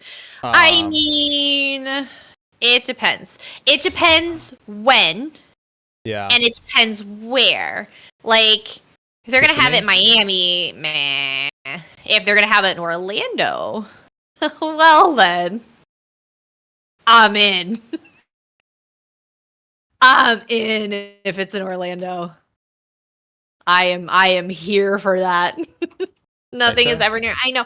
I was surprised they didn't have a Canadian event on the list. To be completely honest, I feel like they have such a large Canadian base.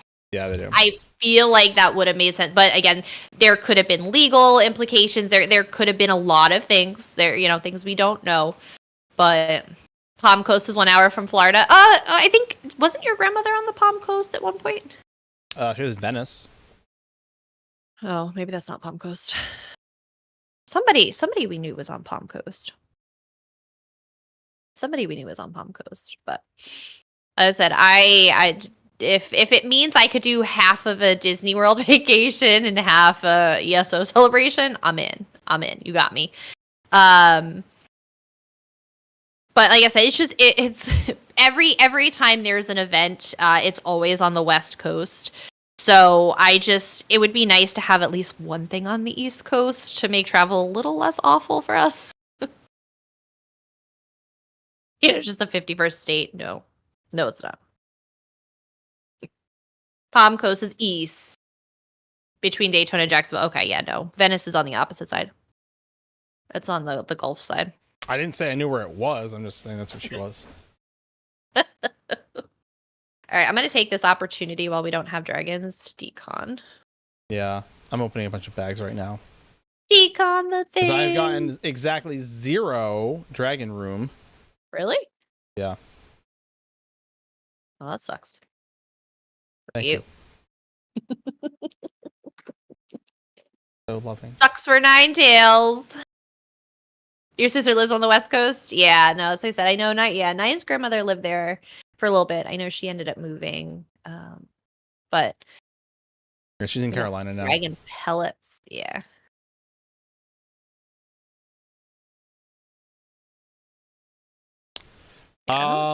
Anybody on PCNA need a face-eating tome memento? That sucks for you, she says. I mean, Let's see. Let's open some of these coffers. Boom. Adventurers backpacks have so much trash in them. Yeah, they do. Fills up my inventory with junk. Good. I mean, it sucks. So I'm gonna send all my junk to Ninetales. Send him all my garbage. What med do you take for your ADHD? You take Adderall. Vyvanse? Oh, Adderall. Take Adderall. Book of erotic stories. What? That's what I got out of my backpack. Okay. Wasn't me. Somebody else was reading erotic stories. I bet. Yeah, no problem, Froggy. I said if no one wants it, what we do is we end up holding on to a lot of this stuff. I don't like it. No thanks. It's a treasure, right? Yes. Sus. Right? Well, there's isn't there a Lusty Argonian maid treasure too? I thought there was. Probably. I got so excited. I got super excited because one of the items I got was a blessed seed, and it has the same image as the oak, grotwood, blah seed from. There, as you found it the other day. Yeah. And I was very sad because it's not. Uh-oh. Jargon means sliding to me DMs. Somebody's feeling better. There's a dragon up right now. It's an ice one. Yeesh. Being very sad. It's me and one other person. They're level 29. They're waiting for me. That means nothing.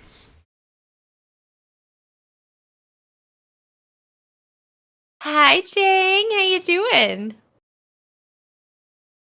We're happy to be back. As I said, we missed everyone, and like I said, streams are our outlet. Sometimes it's nice to take a break, but like I said, we had a little more of an extended break this time. Hey, Redgate, how you doing? So it's good to see everyone again. Uh-oh. Checking them DMs. Oh, what? Checking them DMs. Oh, okay.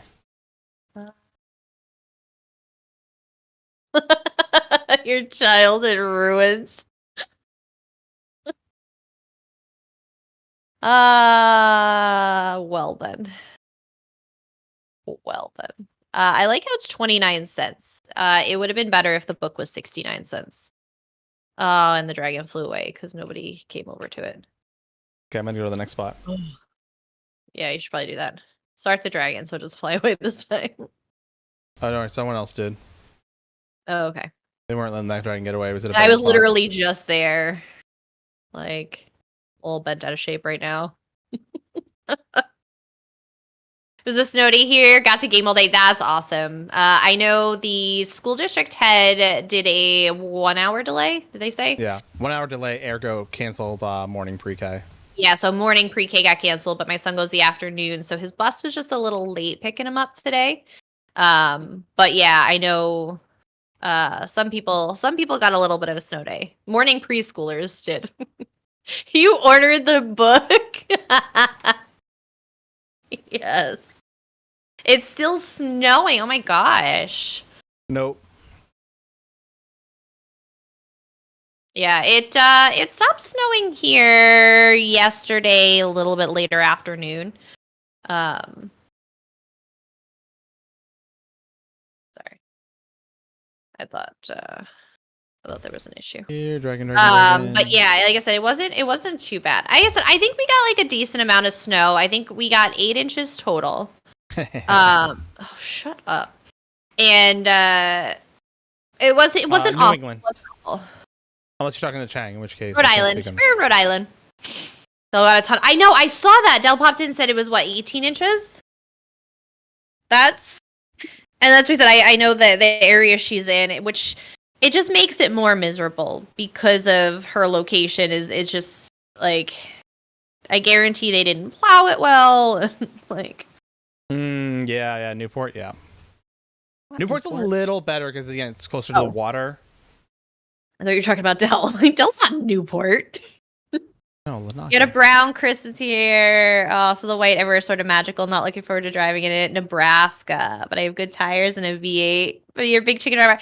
You know what? Just go slow and take your time. You don't have to be in a rush. And like I said, it's sometimes the people who are scared tend to get into more of the accidents because they're just they're too psyched up, and just take a deep breath and relax best you can, put on some good music, and just take your time. As I said, I've lived in the Northeast my entire life, so I've dealt with a lot of snow, and my dad made me learn how to drive and everything before I was allowed to drive. So, but I've just seen so many people over the years. Oh, I just died. And like I said, a lot of times it tends to people who just get super super scared is because they freak out, they panic, and I think the worst thing you could do for yourself. I think everybody, especially those kids who live in like New England or areas with austere winters and environmental calamities, should, before they get their license, spend like a month driving around an ambulance-sized vehicle. I feel like that would really change perspectives on how they drive. Not an actual ambulance, because obviously we don't want to confuse people, but an ambulance-sized vehicle. I feel like that would be fair. If you can drive an ambulance-sized vehicle, big SUV, right? So like that's the thing. Like I said, that's the thing is that we got the Jeeps with the 4-wheel drive and all that. So like we're not like super like honestly. The people in the SUVs tend to make me the most nervous. Not because they're bad drivers, but because a lot of them, not all of them by any means, a lot of them tend to think that because they are in an SUV, suddenly none of the laws of physics or how snow and ice work applies to them. That is true. Right? They just, right, Dr. Grady's? Like, all of a sudden, they're still doing 80 on the highway, and they're blowing by people, changing lanes erratically, as if it's, like, perfectly dry. Like, it blows my mind that people think, oh, I have 4-wheel drive or I have all-wheel drive. I'm good. I don't have to worry about ice and snow. Well, it doesn't work that way. Go on the freeway in the winter. And it's like, blows my mind. It blows my mind. We went out to get. I'll let the missus tell the story that precursed this. We went out to get a snowblower yesterday, and like I said, I told the missus is that I don't have an issue because we had to take the highway part of the way there, and I was telling her it's like I don't I hate driving in the winter. Not because, for anyone who's following me, please don't. I'm just getting treasure maps. Yeah, I was like, where the F are you going? Why did I come here? I don't know.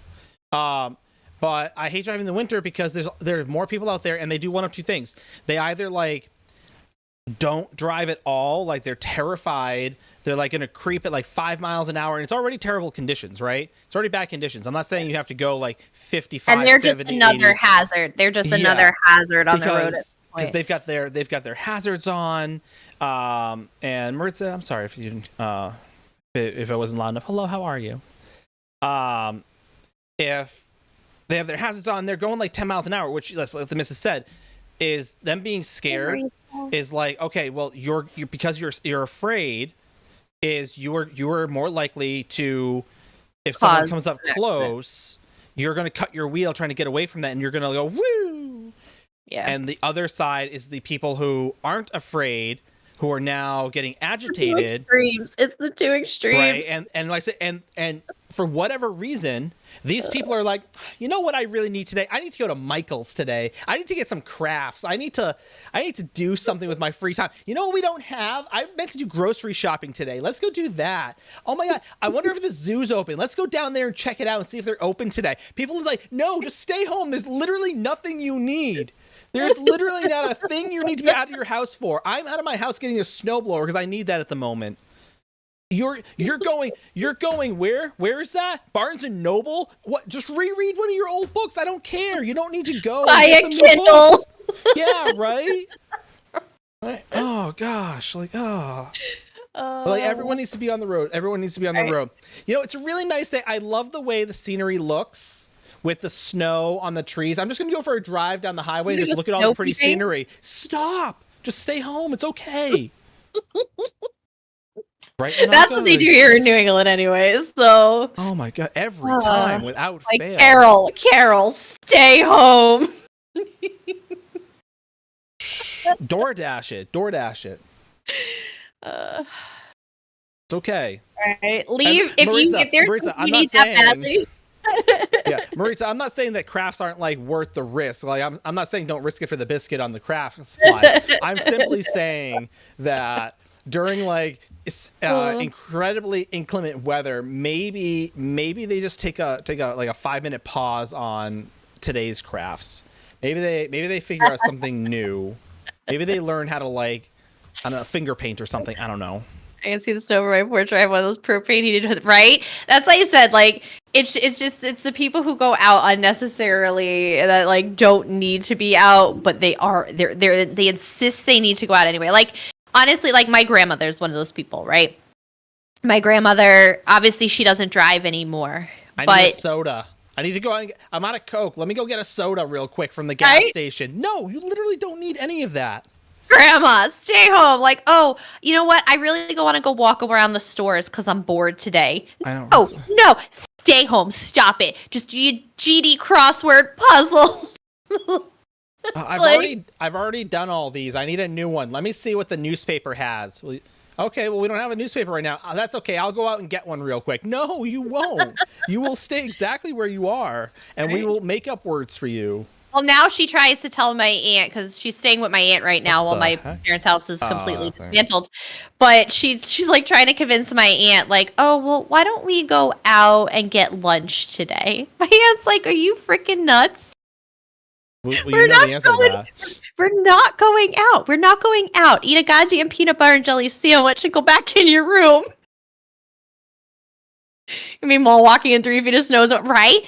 Like, oh my God. My grandmother was always good for that. Oh, well, why don't we just go out nobody's gonna be out. Right. Exactly. Nobody should be out, including you. And like I said, and that's just one side of it. That's one side of it. You have those, and then you have the other people who are out there like, how do these people not know how to drive? It's like nothing out here. It's like live in New England. Look, I'm going 70. These people are, and they get angry. They're like, and they're like, get off the road, just stay home if you don't know how to drive, and they get angry, and because they're getting angry, they get a lot of road rage. By the way, this is the other puppet that collector set, and I've been really excited about these puppets to use, finding good ways to incorporate them in. Why do you hate me? Like it's another. Why do you hate me? Well, you know what? If they are not dogs or children, then they should stop acting like it. So I'm like tongue on that one. It's like, oh, and like I said, they're the other side because again, they just get unnecessarily angry over every little thing. So even if you're like one of those people, Good night, Froggy. it is right, Collectra. Good night. No, Yicky. Speaking of our roads in Arizona. Oh, maybe they're being roads in Arizona, but I'm okay with them staying in Arizona. I did eat a bear and a snack. I was missing those. But like I said, it's one of those things that is like, come on. Like, far be it from me.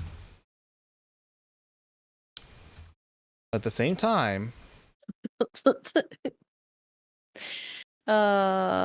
Just if I get to be like that, just old yell at me. Like, it's not worth it anymore. I'd say if I get to be like that, do the same thing, but you want me to stay home during nasty snowy weather, but you want me to DoorDash pizza college you can try. See, I'd rather have like 1 or 2 people on the road door dashing than like 30 people on the road because 2 of them are door dashers and the rest of y'all think that the weather's not that bad. Personally, that's just me. Maybe I don't know. Maybe this. Oh, I'm sorry. Yeah, I can open up the monthly redeem. Good night, Froggy. Thank you for hanging out with us. God, where have you been, 9? I said good night a long time ago. Rude. 10:05. Well, it's only been 2 minutes. Relax. Hold on. Let me find. Oh, I just died. Well, there's that. Right, Chang? Exactly. Everyone could live the hermit. That's what I said. Just for a little while, right? It's just okay. Like the snow's gonna pass. It'll be fine.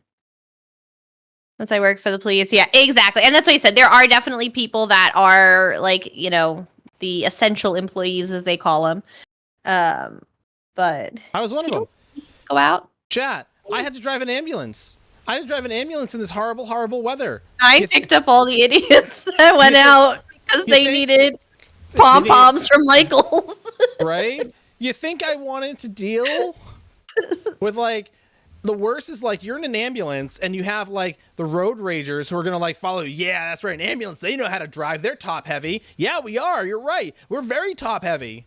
We're gonna roll like a son of a gun. Please don't cut me off.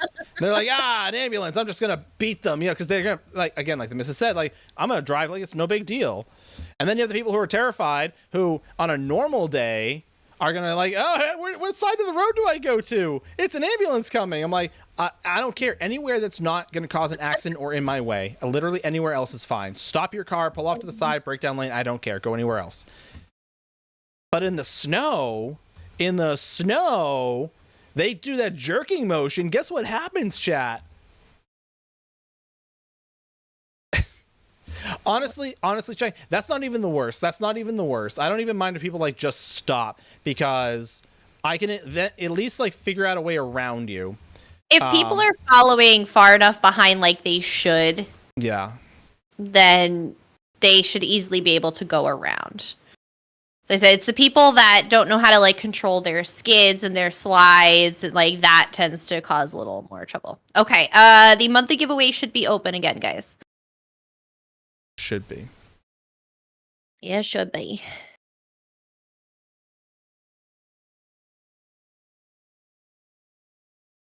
So, for those who live in the U.S., hold on, let me show you something real quick, chat. Let me show you something real quick.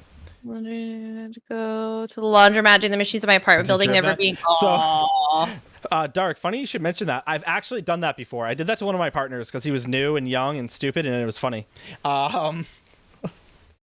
Wait, hold on, let me do this one real quick. Basically, where the building that our ambulance came out of was like here, right?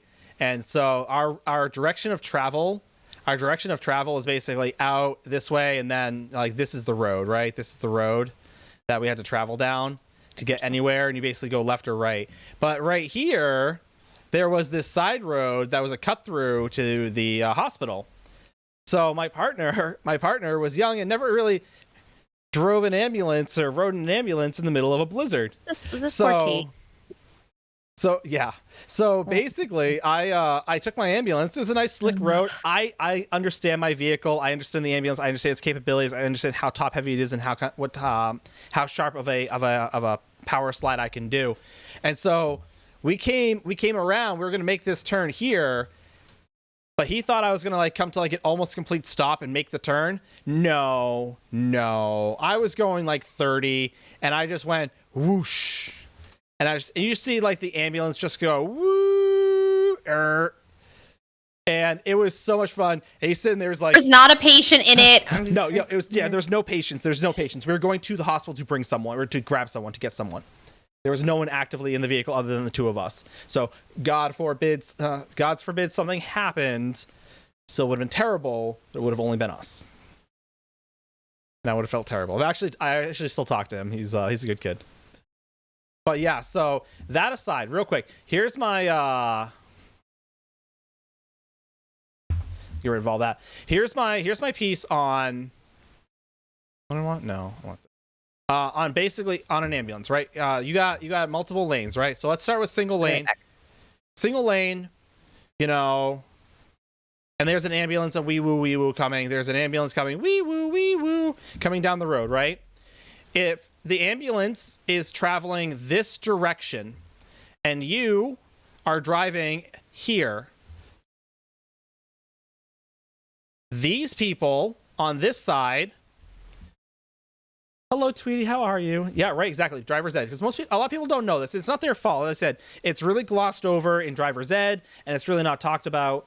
And like I said, a lot of people should know, because again, it can cause a lot of accidents. So basically, this orange car needs to pull off to this side, right? Not completely pull off, but slow down and pull off to this side. This blue car needs to slow down and pull off to this side, so that the ambulance can travel down the middle of the road, right? That is kind of, I know these arrows are backwards, but like the ambulance wants to travel down the middle of the road regardless. So every vehicle should pull off, you know, and form like a V, right? You see it on movies all the time. The vehicles pull off in a V shape. All right, cool. That's a standard road, right? That's standard road. Cool, got it. On a bigger road, on a highway, right? Oh, no, wrong one. Thank you. Let's use you. On a highway, you've got multiple lanes. You've got 3 lanes, right? You got 3 lanes. Everyone's going the same direction. You know, you've got your ambulance here. Cool. There's your little plus sign. And their direction of travel is this way, right? You have a vehicle here. You have a vehicle here. And you have a vehicle here. Sure, whatever. There is a bigger shoulder on this side over here. So all vehicles should be pulling over. Oh, of course there's an ad. I'm doing green. All vehicles should be pulling over to this direction, right? This is how it is. Again, the ambulance ultimately the ambulance is going to be in this lane over here. So all vehicles want to be in the middle to far right lanes until the ambulance needs to pull off. In the situation that the ambulance is riding in the middle, any vehicle in the middle lane has their choice to go to the left or the right if the ambulance is trying to come down the middle. But generally speaking, everyone's pulling off to the right-hand side. Let me move you over a little bit like this, right? That's your ambulance. That's your direction of travel on the ambulance. Right? So direction of travel. Cool. So like, oh, no, wrong one. I want you.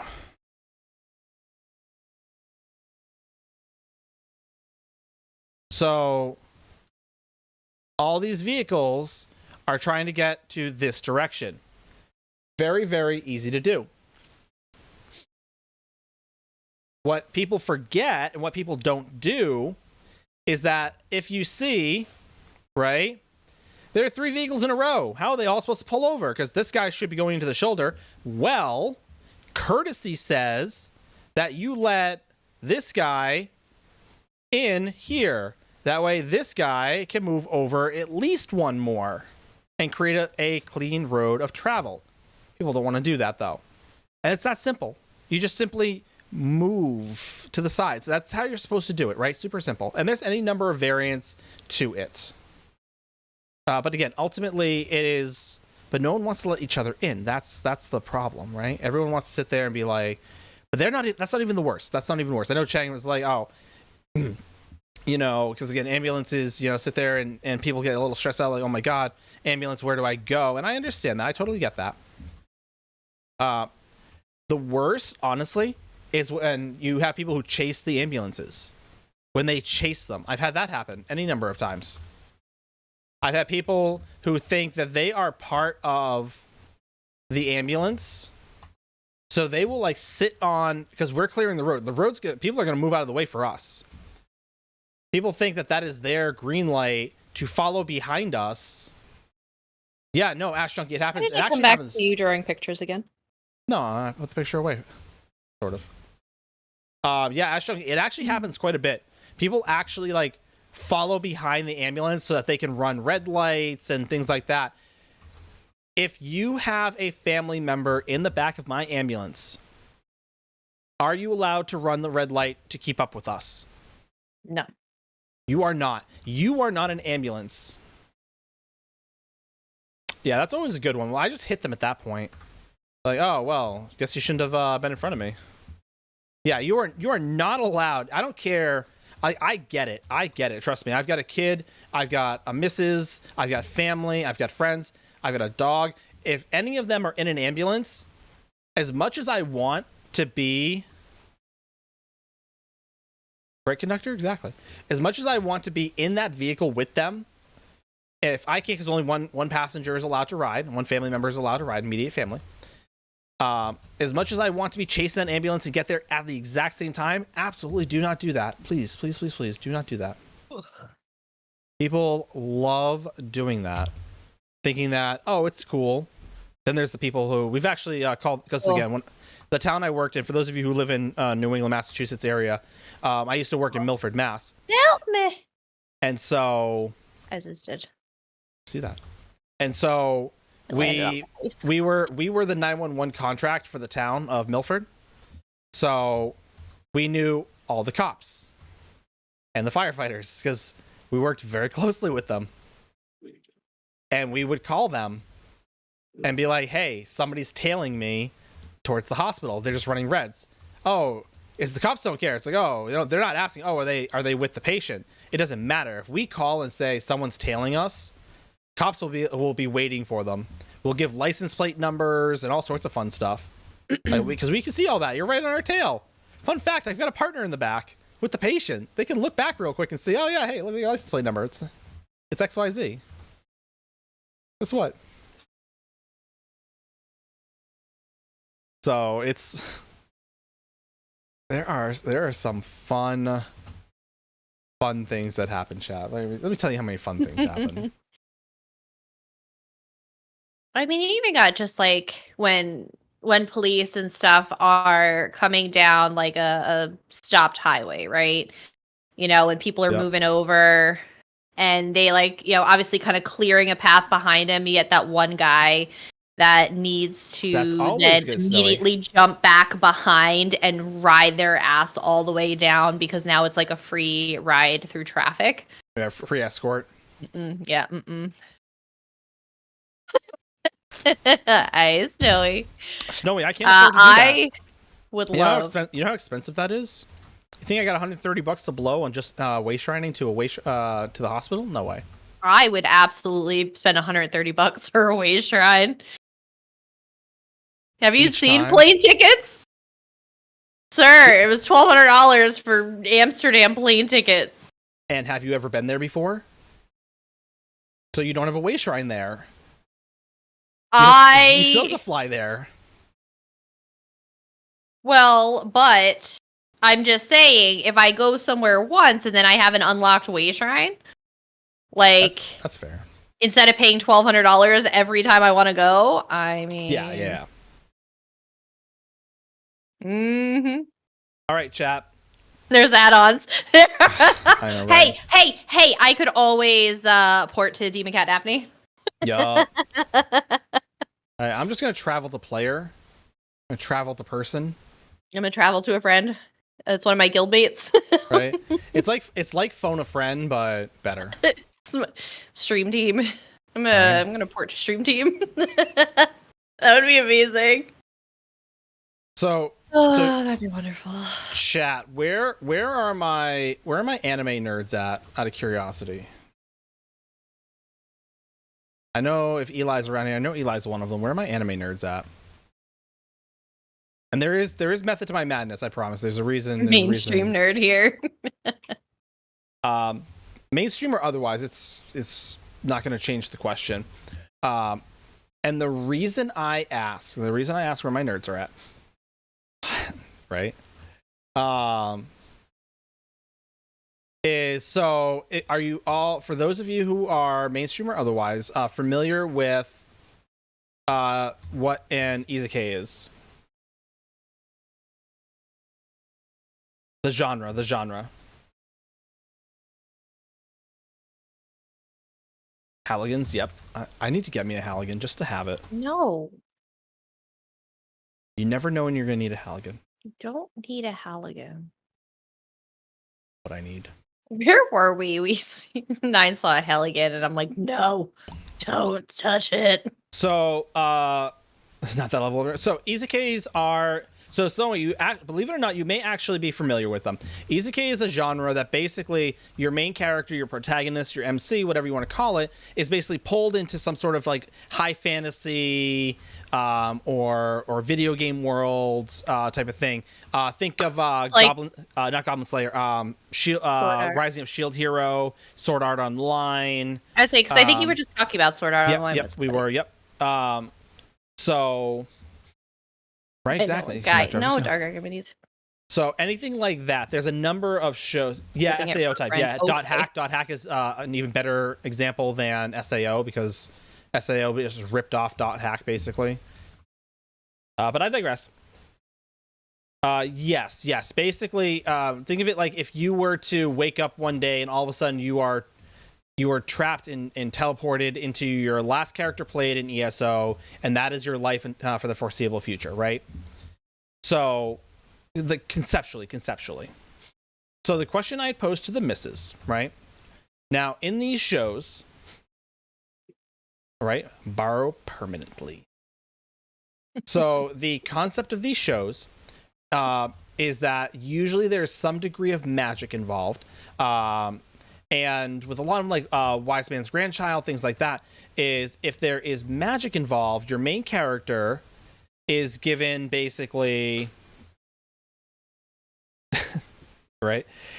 Your main character usually is granted some sort of like either, I don't want to say like OP magical ability, but either if it's a attunement based, like if everyone is like attuned to a particular element, they usually have a really rare one, or they're attuned to all the elements, which again makes them the MC, the protagonist, or they are able to scientifically contract and basically their magic's stronger because they can be like, oh, well, I know science, I know what makes fire hotter, so I'm gonna conceptualize more oxygen and hydrogen and make it go boom, right?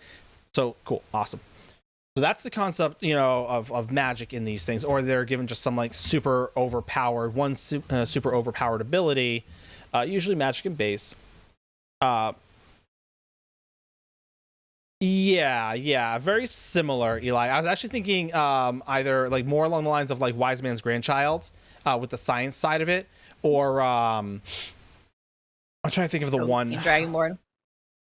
But yeah, basically being in Dragonborn, is a good one. But yeah, so there's a lot of these are even like Shield Hero, right? Rising of Shield Hero. He basically is given like what's conceptualized as the worst item, but he figures out how to make it the best, strongest item ever, right? So that being said, Friggin' fell on me again. I bring all this to light. We talk about this, and the reason we talk about this is so if you were to wake up one day in one of these worlds, just you, everything's gone, high fantasy world, yada yada yada, what would you choose from magic, and what would you, and that's part one. What kind of magic would you choose, right? There's a bunch of variables. I don't care what the variables are, just like the first thing comes to your mind, like this is what I would want, right? Like again, Yeah, I ended up saying healing. Hmm? Healing magic was my. The missus would have gone with healing magic, teleportation. I also wanted practical magic, like something that's gonna help me do the dishes. Like, to be honest, I like practicality. Mhm. That's me. Teleportation's a good one. Teleportation is like, yeah. Yeah, because you can Gas learn is like expensive. teleportation. Like you can learn like weapon skills, but with teleportation, like you could just teleport above the enemy and just do like use your force and inertia to drop. See, on and top that's the of them. thing is, I was thinking, you know, he was giving me examples of like combat, and I'm like, I don't want to fight people. I just want to do the dishes and not have to do the dishes. Like, Right. I think I care a lot less. Like I said, for the record, the isekais are my preferred genre. Like when I'm watching anime, like that's usually what I'm watching, right? And so Summoning. summoning. I'd rather talk to animals. There's nothing wrong with that, though. I said, like, honestly, that's a whole big deal in itself, right? The things you could do with that are pretty important. Can't talk to my cats, but we're legit buddies, right? Can you imagine, you know, like having the ability to like communicate with your best friend? Talk to my siblings every week. So, and then the other question, the other half of this question is, what is your hubris? Your weakness. What's your weakness? Yeah, what your would drawback? Yeah, so your butt.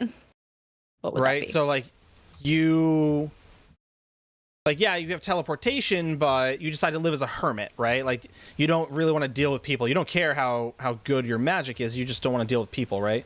Being too beautiful.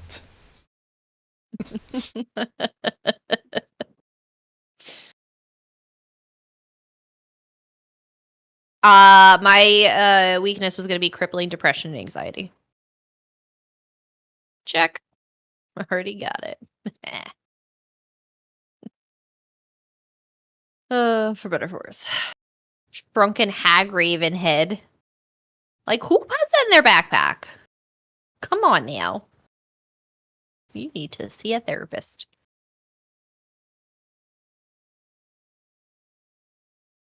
That's dark. No, that's dark right there.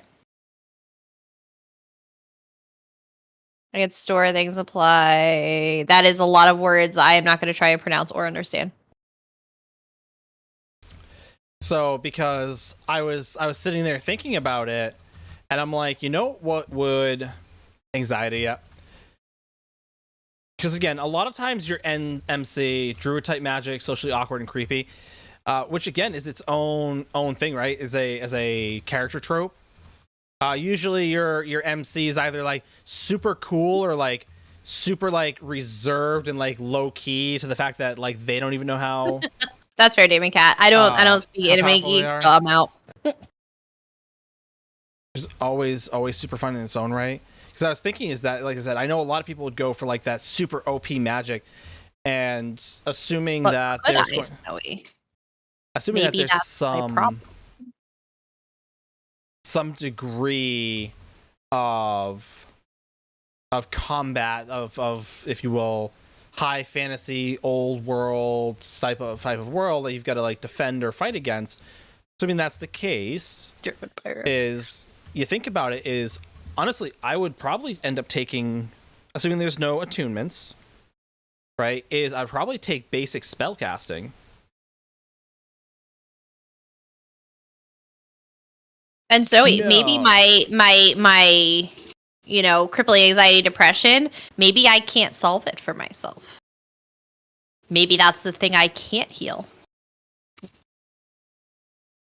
Sealing magic. I can store things and apply the teleportation. Sealing magic, summon the stored things from storage and then send them back to storage. Christmas decoration time would be fantastic for you. Yup. So almost Snowy. I'm thinking more more like, again, like assume like, a fireball, right? Like you take a fireball, magic, yada yada yada, come flames, you have fire, boom. And a fireball, and so whether you use the magic and force to project it forward, cool, whatever, or if you hurl it like a baseball, however you want to imagine it, a basic fire spell, right? Just a basic, like, boom, anyone can do it. Anybody who has magical attunement can figure out a fireball, right? And you watch a lot of these shows, and I mean, the royal you, and like everyone's using like these like super high level, immensely powerful spells, that are like world altering. And I'm thinking to myself, like, not a single person uses like a single basic spell, right? Like that's not the thing, is that unless you're learning like the character's backstory when they're first learning magic, even then they're using high level spells because they're just, they're destined for greatness, whatever. Is no one's using like basic magic. Imagine if you were to sit there, the car on fire, and like just like master and perfect these like basic magic arts. And actually, which brings me to, if you've never seen I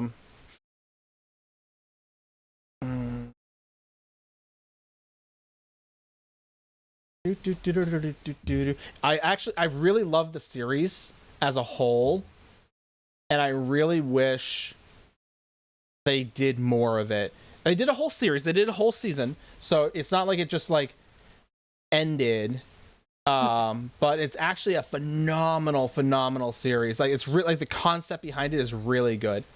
Let me find it. I'm gonna find it. Please hold. Fate series is phenomenal. You can watch me do this, chat. You can watch me do this. I'll see the stuff that I watch. Everybody kept asking for the monthly giveaway entry to be reopened, and only 4 of y'all entered. Just saying. I know, right? Summoner. Requires math. Fafnir. Monetize the basic spells, supply and demand. If everyone's too powerful, intricate, and sensitive, control would be in demand. Yup. Not even just that. I mean, again, if you think about it, like I said, if everyone's like always working towards like casting the highest level spell possible, and again, they're like, yeah, and like they're gonna fail 1,000,000,001 times, but you're just taking this one spell and just making it as strong. Soma Spider So What is another really good series. And you're just making it as strong as possible, right? You don't see the forbidden anime here, right? I don't think Crunchyroll has forbidden anime, do they? Sometimes. Not that level of forbidden anime, but they do have stuff that... No Himeas Mora? No. They do have stuff that can kind of be borderline sometimes. Again, it's how it's presented. Again, it's like anything, right? It's like, like Game of Thrones. If you're watching Game of Thrones, like you're not going to find Game of Thrones on Pornhub, right? Because it's not marketed as a pornographic show. It happens to have scenes that are artistically based into it, but it's not around, strictly around. You would. Overwatch. Overwatch is there. Like the game Overwatch? No, the show. There's a show. I mean, but so is Goblin Slayer. Like Goblin Slayer. No, yeah, say the game. Oh. Berserk was not good. Who am I to judge people? Who am I to judge people, Where the heck is it? I'm gonna find it. Chat. Basically, it is about this kid who's actually like, again, it's not an isekai of any kind, but really, Eli? Fantasy. That sucks for people. You get spoof though, I imagine. Hot take: Yu-Gi-Oh is an amazing anime. It actually so Snowy. Funny you should mention that.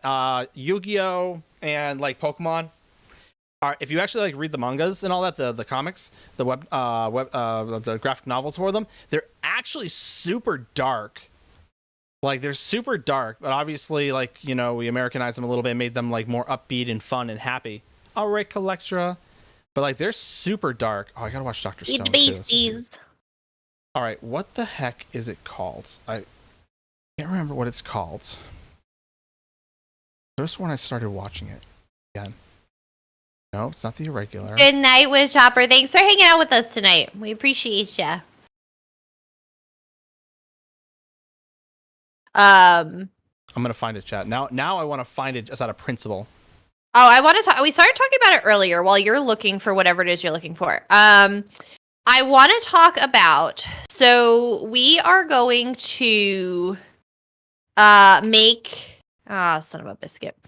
A exclusive pin and sticker for the ESO 10th anniversary events this year.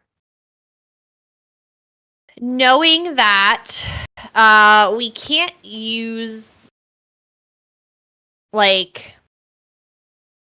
can't completely rip off ESO IP, so the Ouroboros and things like that to sell or to make money on whatever. What kinds of designs would you guys like to see as a possibility? Because we're going to make it sooner rather... Right, Snowy? It is 10 years this year. It's 10 big years. Hi, Genjo. Thank you. A job for music. So, like I said, we're looking to do... I gotta start watching that too. We're looking to do so. We don't know what we want to do yet. I don't know if Nine's kind of a Cthulhu fox. So we did do a Hermes style fox. Yeah, hold on. Let me pull up because we had a. Is this it? What? No, it's not this guy. No, what's Nine looking for? He's looking for some sort of anime. I don't know.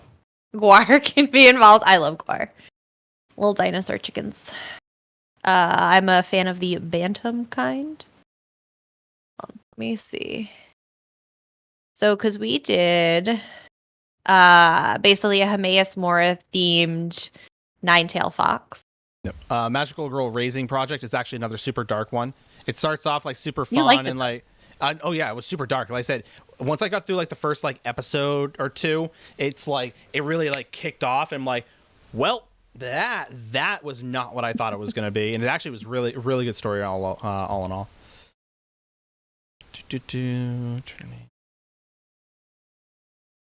Yeah, so this is what we did for the Arcanist. We did a little Hameus Mora. So the tails were tentacles, so kind of got a little Hameus Mora for me in there. Scutlers, yes, those are cute too. I love all the little tiny itty bitty cutie critters. Bata, is it Bata? Bata the Bantam Guar on Twitter is my favorite.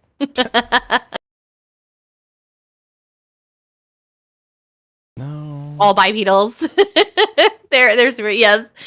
If you guys don't follow Batsa the Bantam Guar on Twitter, you're missing out. Like I said, not only is the owner of Bata a fantastic artist, I just love seeing their different takes on the Bantams. You been watching a lot of Fairy Tail lately? Fairy Tail's a good one. It gets a little fillery and kind of it's all Fairy Tail's very fan service. Holding a Bantam Guar.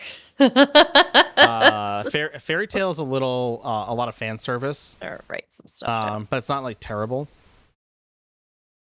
I'm trying to remember the name of the series, as it's really good. I actually just looked it up the other day too, but not on here. Basically, in short, Tsukimichi is a good one. In short, basically, what it is this guy is basically pigeonholed, as it were. It's a little bit of fan service in there, but he's pigeonholed into being a teacher at this magic academy by his instructor, his sensei, senpai, whatever. And because he's actually a super strong magician, and basically what he, that's awesome, Ching. And so he basically goes to teach, these kids who are I'm here to learn. And he's okay, cool. And they all think like he's just like a slacker and lazy. And I think that's got to be in the name somewhere. I know it is somewhere. But anyway, but basically, the way he explains it is like, okay, cool. Like, you all know that this is, gonna call, the spell that you need, right? And he's like, okay, well, to show them kind of like how magic works, he's like, okay, well, how well do you really know this basic spell? He's like, oh, well, we've mastered that. Have you? All right, well, what happens if you put a cut here? So now it's like, the sprites of the forest heed my call and come forth lightning, right? And put the break here. Well, now what happens if you put the break here and here as well? And he basically goes into how it's such a basic spell, but if you know it and know how to do it, you can actually like change the components and the effectiveness of the spell. And I forget the name of the show, but it's really, really good. Because again, he just sits there. He's like the laziest person ever, the laziest teacher. He doesn't want to be there. He wants to get fired because he's there against his will of sorts. But he's actually like brilliant when it comes to magic. And again, I really wish I could remember the name of the series. Anyway, and this is my new jacket. I'm gonna get at some point. I don't know. Once I get $500 to blow on a jacket. It won't be anytime soon, buddy. So for anybody that missed my complaints on Twitter, close that out. You're right there. No. Inappropriate stuff showing up. What? Whatever's on the site, inappropriate stuff was showing up, so I was getting rid of it. Are you sure it's on the site, sir? Yeah, it's on the site, thank you.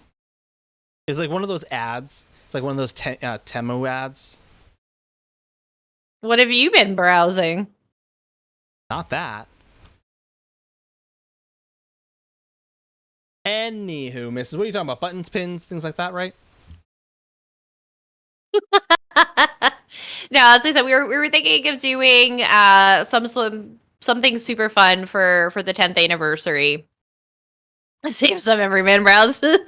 Yes, C-Dub. Thank you. Akashic Records. Yes. There it is. That's a really good series. See, this is why I love having C-Dub around. To help him when he can't remember the animes he needs.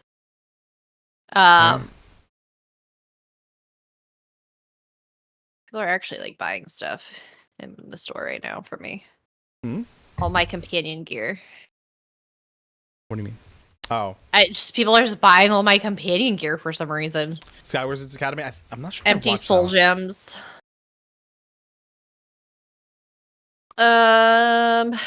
Oh yeah. So that's what I said. We're trying to figure out what we want to do for a 10th anniversary design. So we want to do something fun. Like I said, for the ESO Vegas, we just did like our like Fox emote with the aha, dad joke one. On top of like the ESO Vegas, the Vegas sign, and it said like ESO celebration, whatever. But I'm trying to think if we want to do something like completely different, or I don't know what we want to do. And we're trying to rack our brains, because basically what we're going to do is in the next couple of weeks, we want to make sure we can get out all of the stuff, because and again we also thought about it, and we're gonna have some exclusive merch for our Kofi subs, and then we are gonna have additional stuff available for people to purchase that maybe can't make an event. We'll order extras. Normally we just do it where if you find us at the event, we give it out, but we know that it's not possible for a lot of people to make the events. I know you guys asked if we were going to sell the last year's ESO celebration stuff. Given that this is such a big anniversary, we don't want to totally leave people out. So we will get extras so people can have it that don't go to the events. But our Kofi subs will have some exclusive stuff, and then we will have stuff for everybody. And of course, if you find us at any of these events, find it, you get stuff. Come get stuff at the events. But like I said, we want to do a sticker, and 9 really wants pins. Nine really wants pins, but we were going back and forth if we do pins or we do buttons. Yeah. We've seen, like I said, we've seen people do both. What do you guys like buttons? Because we got both at the ESO celebration. Because I think T did Buttons. Yeah. And I can't remember offhand. Somebody else did pins. I think T might have did both actually. Was T the one that did both? Possibly. I thought she just did buttons. Flare, gotta have your pieces of flare, right? So Gotta have at least 5 pieces of flare. You can of course have more, but do you guys prefer buttons? Do you guys prefer pins? Do you guys not like buttons and pins? Do you guys like other stuff? keychains. I'm interested to see what people. Whatever. Yeah, keychain. Yeah, like little tchotchkes. What do you guys prefer? You know, if you're gonna go to an event and you know find your streamers and stuff and want stuff from them, what do you want? Stickers? We're definitely doing stickers. We will 110% have stickers just because those are the cheapest option for us. We can swing buying a lot of them. So plus a lot of people do like the buttons are painting, so I'm afraid I can get to the bra. I said plus with stickers, a lot of people have like the sticker books and things like that now. I know. I gotta get a book. I have to pick a nice book. You do. Maybe I order a Foxden journal. Options. Order a Foxden journal. But as I said, we're just trying to figure out what if we did some sort of like scene with all 7 Fox classes as the ESO 10th anniversary like a Last image. Supper. What? Like a Last Supper. Not a Last Supper. But like, what if we took all the Fox and Ninetail Fox classes and made those into made a we could see if Slavic would do something with that. Yeah, because that's what I said. We got when we saw Gina at the event. She did like the acrylic pins. It was they weren't enamel pins. They were the acrylic pins. They were little sweet rolls. Yeah. Which we had one to do a giveaway. You already gave it away. Did I? Yes, you did. Very, very selfishly. You made that choice on your own.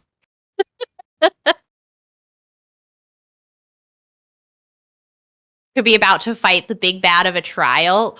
Ooh, that could be fun. Which big bad? Yeah, what boss would you want to see them fight?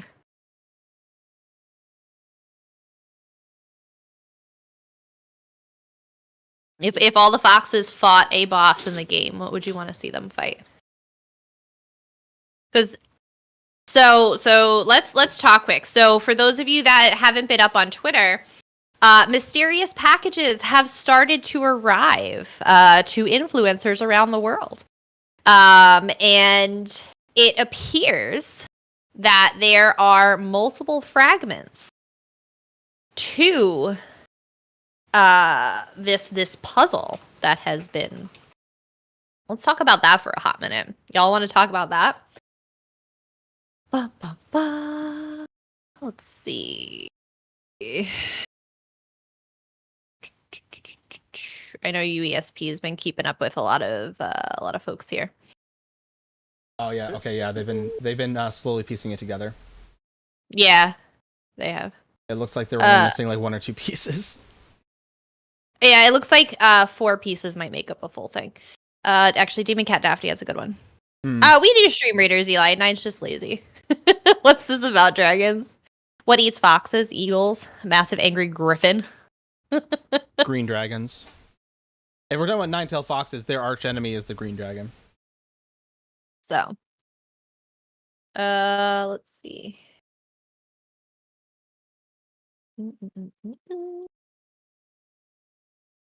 9. Could I has your screen? It makes zero promises. See? That's what I'm talking about. Hold on. Oh. Hold on. Urgh. Here we go. All fixed. Problem solved. Oh, I'm like super laggy, so I can't even tell. But okay. So the wonderful Demon Cat Daphne had shared this early this morning. This is what I woke up to. I was super excited. So there is a letter that was sent. Fall leaves. And this fragment, which I'll show you a close-up of the fragment in a minute. But I wish I could zoom in because I'm blind. But it says, adventurer, gather your allies and head for the southwest coast. I'm investigating a band of my kin that has abandoned the pact, and I require your assistance. They appear to be searching for something of great importance. They're well armed and clearly dangerous, so be careful. From what I could discern of their plan, it has something to do with the fragment included with this letter. Examine it closely and report your findings back to me personally in Grotwood. Perhaps we can solve this puzzle together. Don't allow any would-be emperors or Saliak? I believe it's pronounced Saliach? I believe it's pronounced celiac, Mrs. Stop it, that's not it.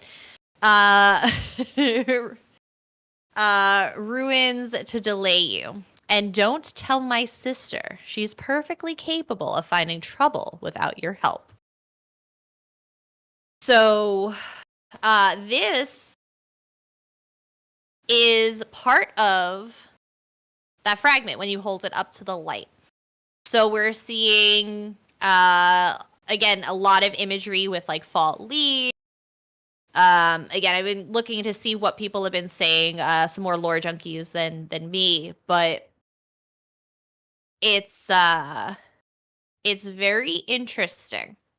So this is the clue for the global reveal that should be coming up soon. It should be happening sometime this month. So you think it's Green Pact. My first reaction was like, oh, for the Pact, like, yay, EP, but Green Pact, interesting. It makes more sense with it being alluding to finding them in Grotwood. So I'm interested to see what we get. So we have courier messages that say we should be getting something on Wednesday, I believe. Let me look. Yeah, Wednesday. You can take the screen back. Can I? Merciful what? God. So yes, we should be getting something Wednesday. It will likely be the same letter, but potentially a different little part of the puzzle. All the leaves we haven't had Valenwood. Falinesti's missing. Is a city of great value, so they could be looking for it. Yes, congrats, Kimber. You'll have to let Nine know what you want for your 10,000 crown shopping spree. Yes. Imagine the housing in a Bosworth chapter, the furnishings, the tree houses. McFurb would be very happy. I think we could get McFurb to come back and play. Also, and this does not go for Kimber. This it just happened to remind me, so don't stress, Kimber. This isn't you.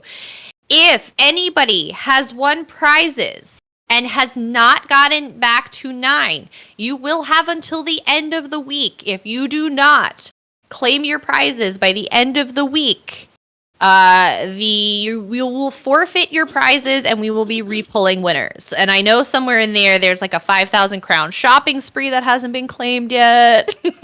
Right.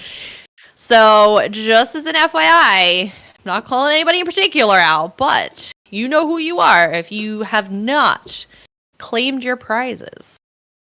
So the problem with it being Valenwood, because you have the Falinesti Winter Way Shrine, right? Already, like I said, you have like a lot of Valenwood already The kind double of triangle exposed. shapes, like the ears of the Sijic cat. It's maybe Maormer? No Maormer. There will not be Maormer. Nine doesn't want Malwarmer. He's trying not to make it Malwarmer. Silly. Bring the little moth back first, and then we'll talk about Malwarmer garbage. But the problem All is, prizes sent to the lawyer. So here's the thing, right? Is again, here's Elden Root and all that. In this map of Tamriel, part of Valenwood is actually in Greenshade, right? Is part of there's where is it? Where's it hiding? Is you have Elden Root kind of in the middle, and you have the Felinesti Winterway Shrine there, and then you have Greenshade, which is the rest of Valenwood, right? Like, or the rest, a little piece of Valenwood. There's really nowhere else for it to go. Maybe down here, but not really. If you're looking at the map, this is part of it right here, and this is the other part of it here. It kind of goes into Greenshade, right? So it really can't be Valenwood. And I said, unless they're going to take this little chunk here between the Elsewheres for something, honestly, I believe they're probably honestly going to come over this way. They're probably going to come up this way more towards the Hammerfell region. And my logic, circle like Fargrave.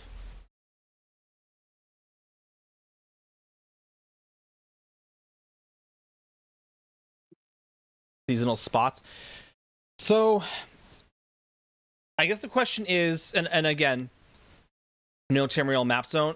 Again, would they do that though? Would they completely do that? Because even with Fargrave, we got the Deadlands, but at some point we also got Blackwood. I guess if you want to tie that in, we got Telvanni Peninsula with this, but we also got Apocrypha, right? So I know here, Matt Feuer's end of the year letter. It says, we are excited to continue the story from last year, but in a different part of Tamriel. It's going to be great. We have some new systems that I think everyone will want to hear about. Not going to spoil it, but definitely look out for global reveal. So they are going to continue the story from last year, but in a different part of Tamriel. So my question, because now that I'm reading this, because they put this out in December, and he says that they're going to continue the story from last year. So does that mean 2023? And he was kind of like preemptively talking about January of this year, or is he talking about the story from 2022? Which one was 22? Is that Galen? The Galen and all that stuff. High Isle. Yeah. I don't think it'd be that. I think he was... 3 banners were finally ending. Let's go. So, all right. I mean, which... I don't know. Dringle's a destroyer. So, that's why he said, when he says, we're going to continue the story from last year, are we going back to High Isle? Or was he kind of, he misspoke because he thought this may have been, this message went out in January, so he was talking about 2023. I think he just misspoke. You think? Yeah.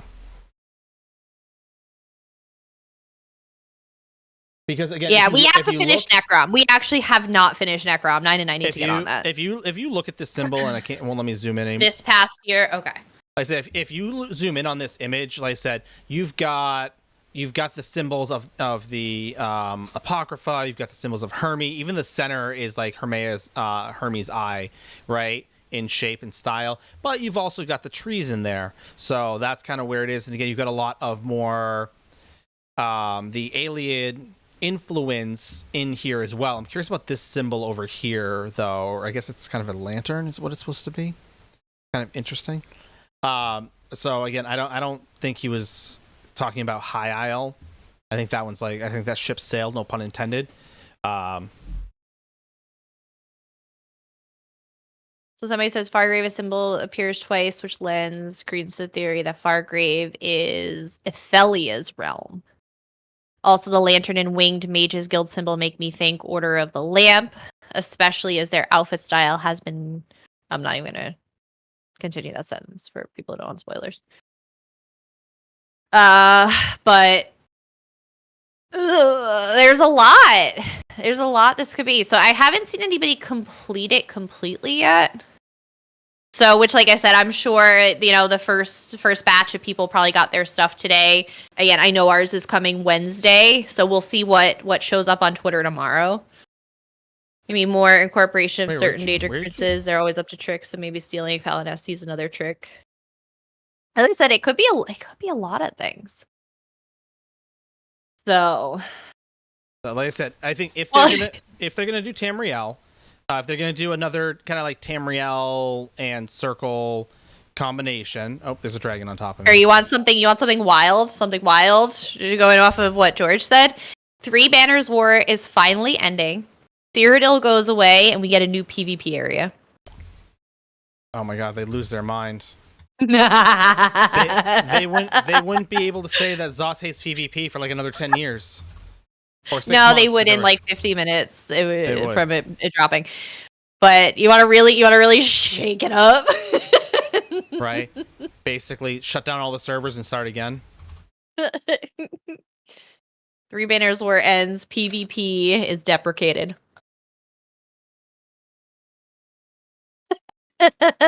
It's just a bunch of people in Cyrodiil who didn't get the memo yet. Hey, you know They the war's over, right? You know the war's over? Say, yeah, no. You're playing this in the past. Fair. The war is never over. Time. It's the Great Time War. Right. Or does Cyrodiil still server wiped? It's the Japanese soldiers who didn't know World War II ended all over again, right? It just hasn't caught up with Cyrodiil till they don't know yet. But, they're still fighting. Cyrodiil becomes PvE. You can now go through a portal, and all of Tamriel is now PvP. Oh, that would PvP zone is all the map. No. That would stress me out. It all turns out that basically what you end up finding is a giant Dwemer device that brings you to where the Dwemer are. And now that way they can shut down the servers once everyone goes through. No, Todd Howard hasn't retired yet. There will be no Dwemer until he's gone. And now, hear me out. It's a magical Dwemer device where you can go to where the Dwemer are. Once every player has stepped through, they shut down the servers, and now everyone's stuck playing Starfield forever.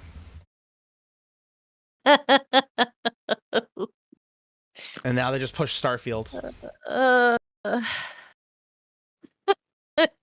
Shut it down. More popular theories that this is a dragon break. Also possible. Yeah, so in space. Basically. Then they announced Starfield Online. Yup.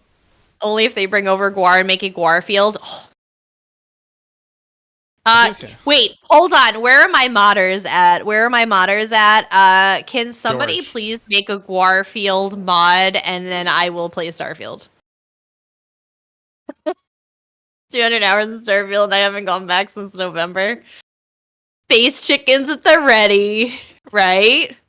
Tell me that you wouldn't want a space chimkin. Let's be honest now. They gave us the what's his name? Did they? I don't have to look.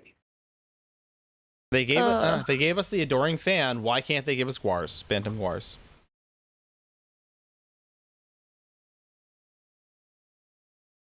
I feel like that would be money. See. And sweet rolls and sandwiches. Yeah, they basically started putting ESO into Starfield. So just make it official. You regret buying Starfield? Oh no. I said it's not for everyone. Now I need to find this Guarfield poster. Okay, whoever did this. Whoever put Find the Guar farmer. Elder memes put their first post of 2024 is Darian with Steve Buscemi eyes, and I can't unsee that. No. Oh, I guess what I'm not looking up.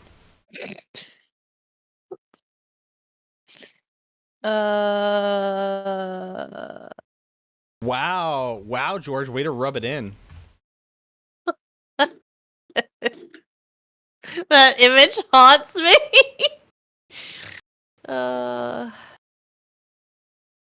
Game Pass. Oh, Game Pass. Okay.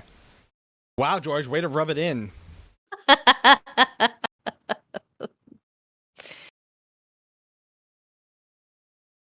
trying to find this. I need Garfield now. Let's... Elder memes. Garfield. Why hasn't Bethesda and ZeniMax come up with flying mounts yet? Somebody else has got it. It would just be too much of a ripoff of someone else. I feel like. I don't know. I feel like it's not authentically ESO. It's kind of like been done, and they're only gonna come out with it, and people are gonna be like, oh wow, they're just copying. What WoW does it? WoW do it? WoW does it. Guild Wars, they do it too, right? Guild Wars too. Yeah. Final Fantasy. Yeah, I feel like they're like, oh, look who's joining. I feel like they just get more flack. Roger Williams, Park Zoo. Like the things that I miss. I usually pay attention to the quest, especially on my main. Yeah, that's what I said. We got to meet some of the folks that run UESP, and obviously, like I said, we're well acquainted and have gotten to know like the lore seekers, like Gwen and Katie and Lotus, and like I said, all these phenomenal people that like know all of this stuff, and they have these massive brains with all of this Elder Scrolls lore and information, and they're just fantastic people. They're the first persons I look for. When I saw Demon Cat post the thing this morning, my first instinct was to go over to Lotus of Doom's page. Lotus, I need your input. Gwen, help me. So, George, kind of like to your point about the flying mounts, is from what I've gleaned from different conversations and tidbits of information from people, as far as making flying mounts is concerned, is you have. Because we've had people like when they did the flags in High Isle, when they first had like the banners waving like in the wind and all that, there were people who basically like I greatly appreciate the fact that they did that, because the amount of time and effort it takes to make a flag wave in the wind like that. The way it did, yeah, is just so incredibly difficult. There's a guy who did an entire video on like what goes into that to do that. Like he broke down the entire process of how to create that, and they said like that, like there they are, like Doofy standing at the bottom, like admiring this flag for like an hour, and they're like, you don't understand what actually went into that technologically to be able to do that. Like no normal person, I'm not going to notice that. I'm not going to understand the work that goes into it, but like other developers that play and other 3D modelers and all that stuff, like they're like, holy God. Now imagine trying to do that with mounts, because you have to do it to their wings, their tails, their feathers, whatever. And then, like I said, you have to do it to so many different things, and then you have to make sure it reads properly for 10 million people, 5 million, 17 million people all at once in a worst case scenario. Plus, let's not even talk about the top-down view. And then people wanting to switch from third person to first person, and everything in between. Like, oh. Yeah, as I said, I'm sure it's a technical nightmare. I wouldn't be even remotely surprised. Because that's, like I said, as players, we probably understand, 0.00001% of the amount of work that actually goes into what they do and what they make happen. So, usually when people are like, oh, that's really difficult, I'm going to trust them on that. I am going to trust them on that.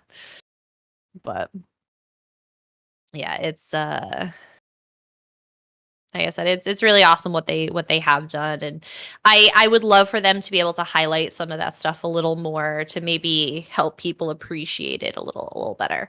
Like I said, there are some people who are never gonna want to appreciate the amount of work that goes in. They're gonna be like, like, oh, cool flag, fix PvP or something. So that you're gonna always have those guys out there, right? Fix game.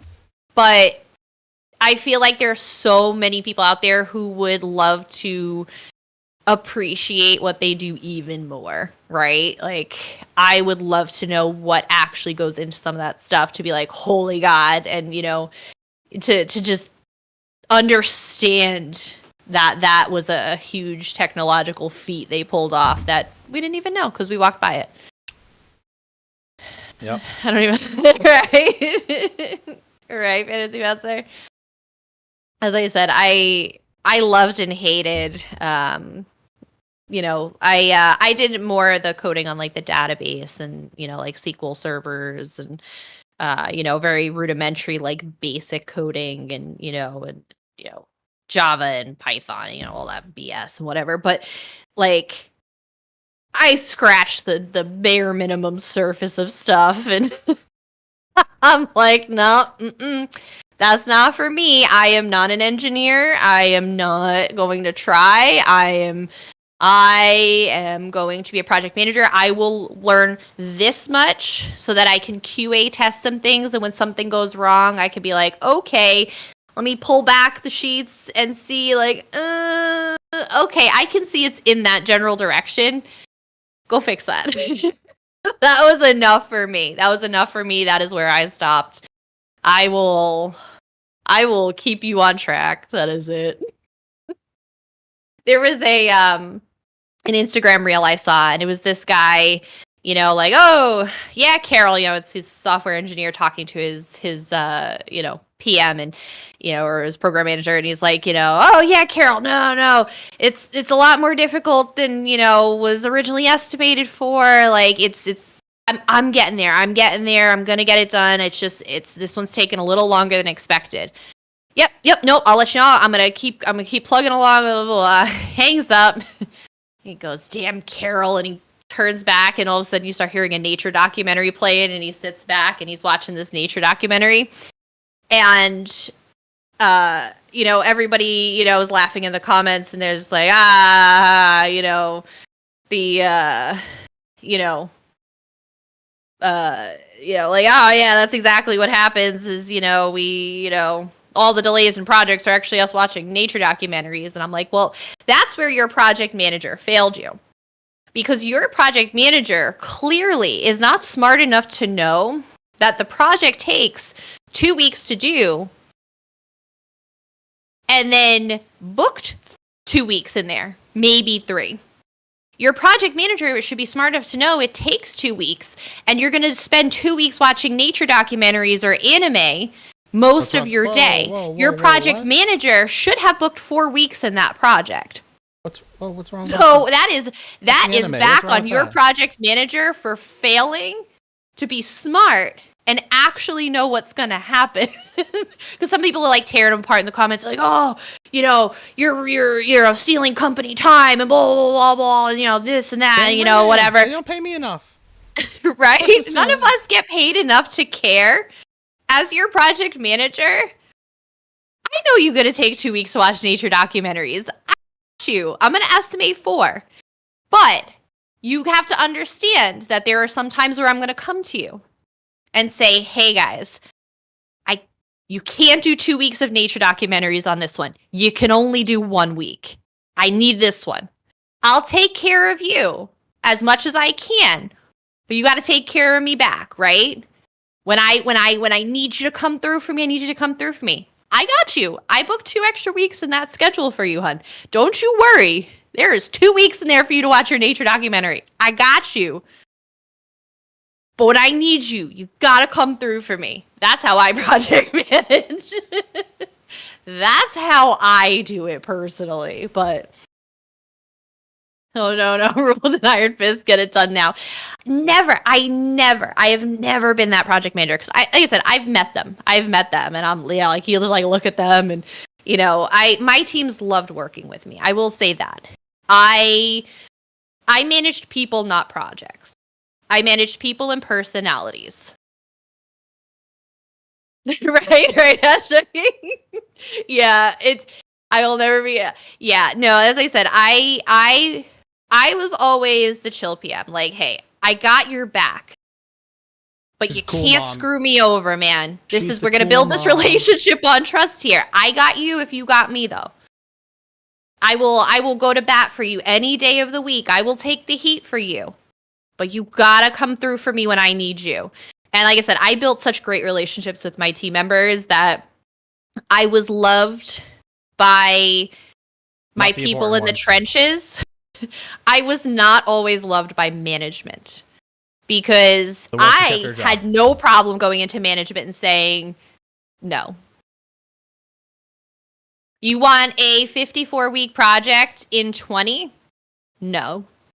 You are not setting this team up for failure. No. You can hate me. No. The answer is no. You can't go into management and say no. No, I just did. That's why I was hated by management, because I was not going to set my team up for failure. I was going down swinging. A lot of times I lost the battle because I don't get paid that much to inevitably hold my ground that long. But I would always say no first. And my team sat in the room. They knew I was going to say no because we all talked about it beforehand. And I'm like, absolutely not. I said, I'll go in. I'll tell them no. And there were some days we won, but most days we didn't. But my team trusted me. They knew I had their backs, and that got more work done than anything. So I project management is managing people and personalities. It has nothing to do with managing a project. It has nothing to do with managing a project. People are going to do their jobs, and the project's going to get done. But you have to take care of those people, or else that project ain't getting done. But that's my philosophy on project management. Oh, sorry, I just saw your message. Yeah. Sorry. But anyway. It's January 8th, guys. I feel like the year's off to a slow start already. Anybody else? And you know what else happens on January 8th? Raiden comes back to Banner. Genshin. Oh. Well, that's today if you're... It is. Well, it's not like a one-day thing. It's like, it starts today. So I have like a few weeks. For those of you who play Genshin. In a couple days, I believe 2 days, if you play Honkai Star Rail, there are 2 quantum characters coming in that are actually super dirty and work perfectly together. So something to consider. I can't believe it's 2024, guys. Anybody else like happy and disappointed at the same time? We absolutely can collect ya. So I will say for the houses, we actually only had 2 entries this year. So we have one on PC that we can show. I know Kimber opened her home to people, so 9 can definitely check that out. The other one is Kelly's on Xbox. So we'd have to fire up the Xbox for that one if it wants to work today. But we can hear the Hallmark thingers from the thing if you guys want to hear them. Does anyone not want their Hallmark entry read?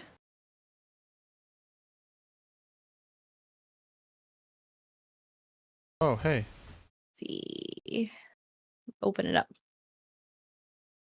I'll absolutely show the house as soon as I'm done with this dungeon.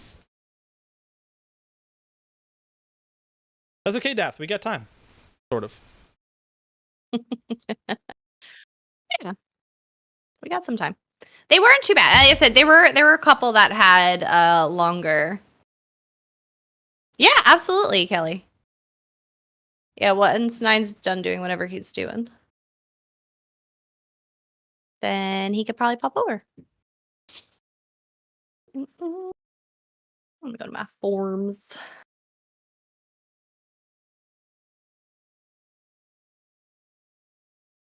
You put them on Google Drive. I don't mind reading them out.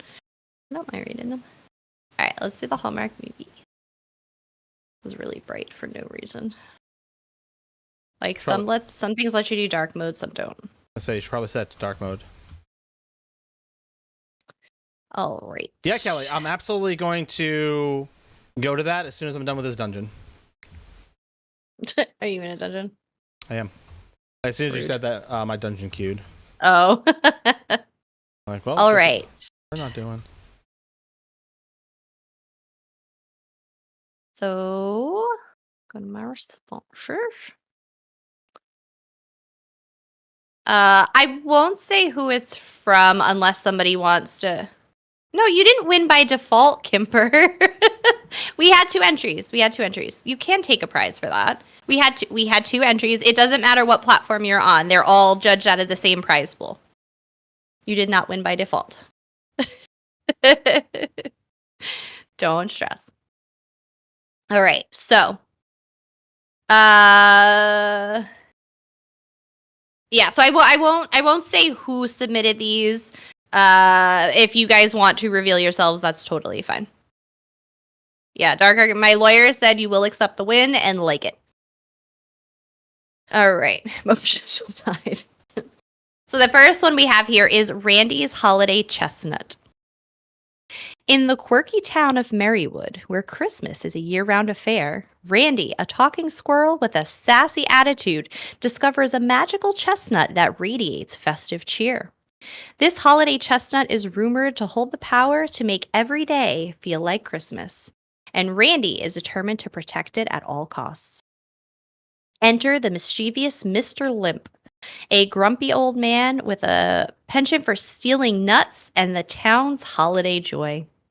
Mr. Limp, tired of the perpetual merriment, sets his sights on Randy's holiday chestnut, aiming to extinguish the town's eternal holiday spirit once and for all.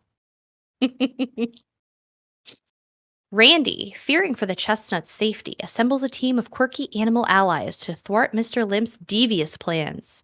There's Fluffy McSnowball, the eccentric snowshoe hare with a flair for dramatic entrances, Chatterbox Charlie, the chatty chipmunk who can't keep a secret, and Bella Bow Wow, the fashionable poodle who takes her role as the town's canine fashionista very seriously. As Randy and his ragtag team of animal friends attempt to outsmart Mr. Limp, they find themselves caught in a series of uproarious capers, from mistaken identities at the local bakery to an epic snowball fight that leaves the entire town covered in a fluffy layer of white. Along the way, they recruit the help of Holly, a spunky human with a heart full of holiday cheer, and her charmingly clumsy brother Jingle. Motion for retrial.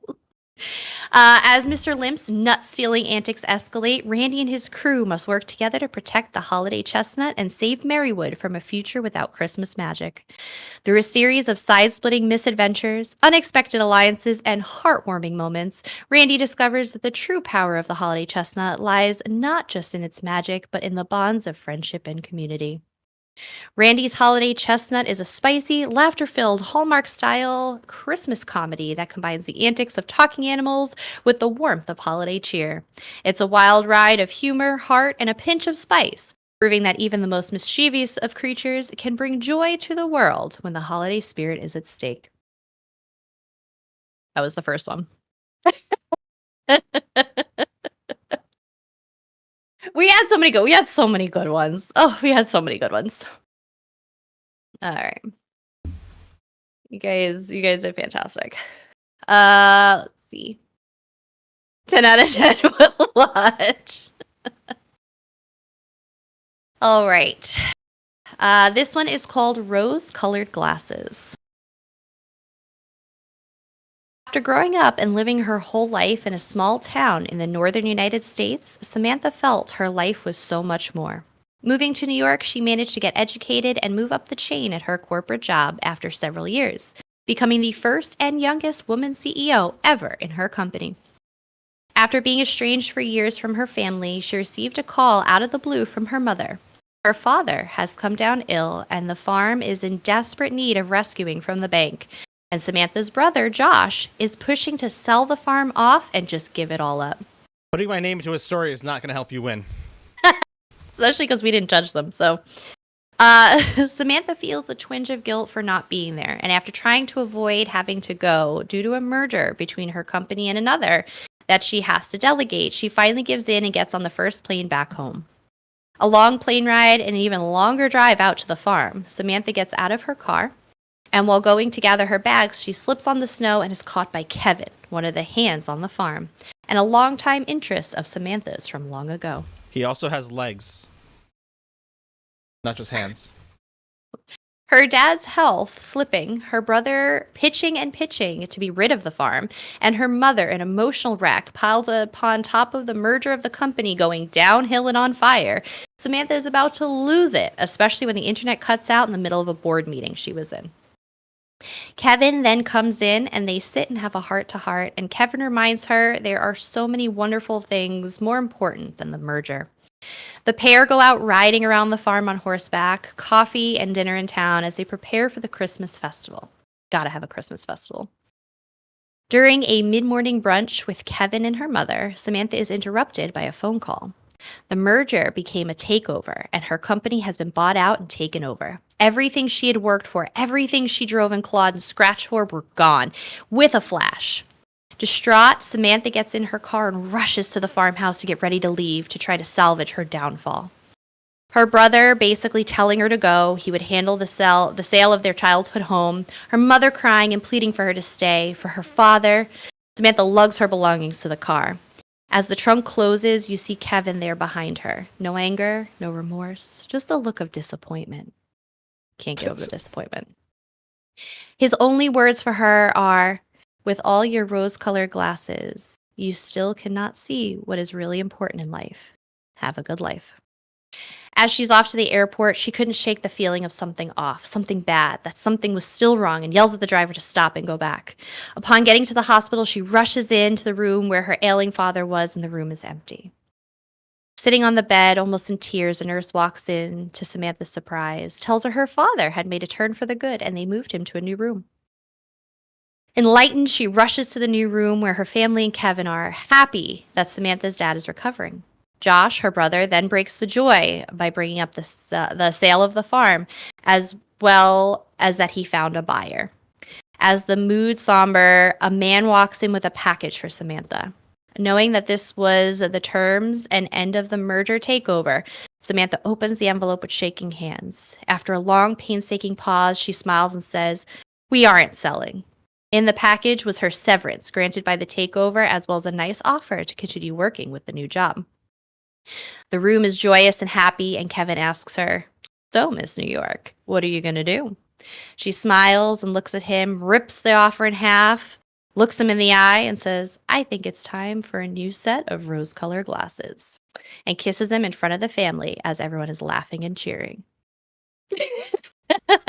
Like, that's so awkward. Does no one think about, like, the family and the parents, like, just, like, watching their daughter, like, make out like a teenager in front of them? Like, am I the only one that sees this? Is like, After hey. Dark wedding. These were Hallmark movies. There's no After Darks. There are no After Darks in these holiday, heartfelt holiday movies. It's a Kodak moment. I'm not gonna lie. So, as someone who hates like being the center of attention, hates having people look at her, and is like awkward about PDA, like kissing my own husband at my wedding. Like, mind you, we were already technically married at this point for over a year. And had 3 kids. Shut up. We don't have 3 kids. We could have. So we were married like a year and a half at this point. Over a year and a half. We were almost 2 years married. And it was so awkward to like kiss Nine Tails in front of my entire family. Sit up, they kiss with their mouths closed. Eli, nobody's getting naked.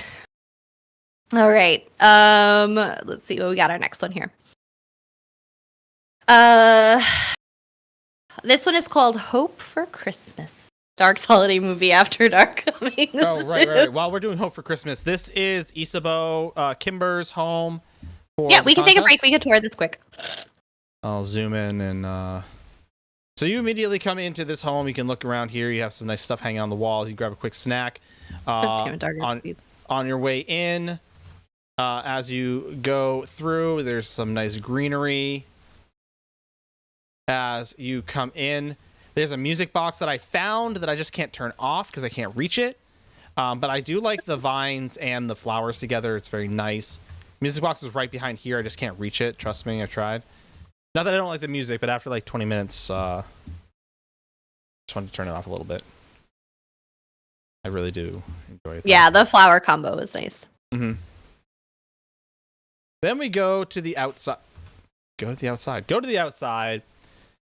Right, exactly, conductor. And you have this nice little opening. I'll go in this circle for you. I'll go in a nice circle instead of doing what I did, which is eclectically run around.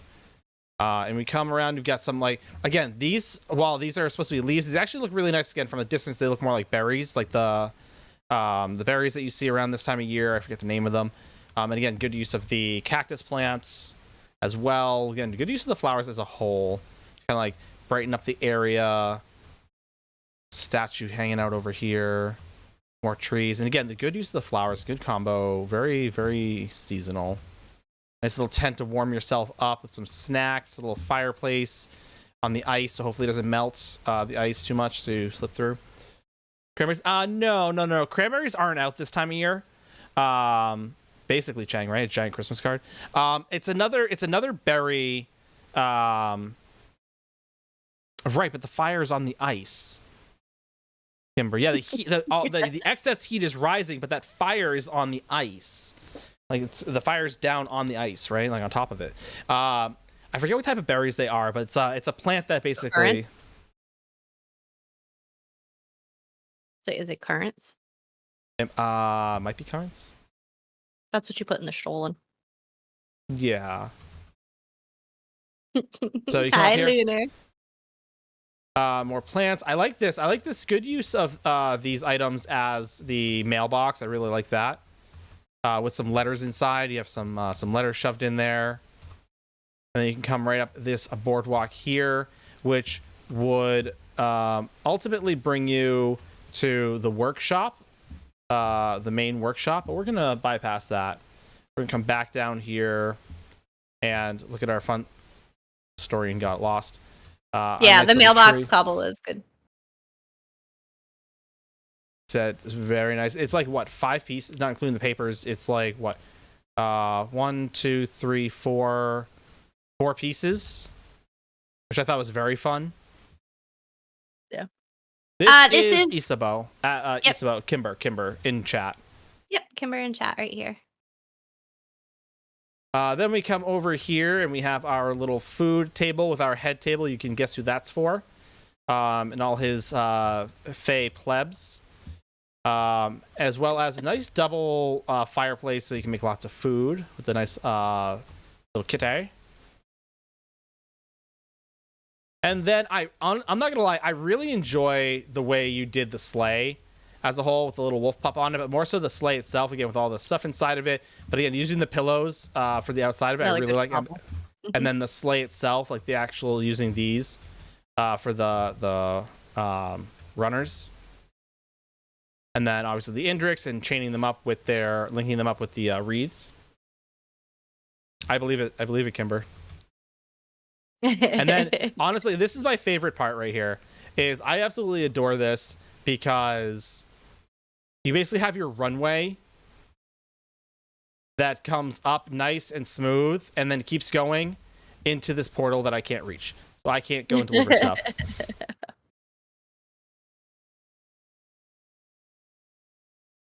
Right? So I really enjoy this ramp here and that runway up into that because that's actually super cool.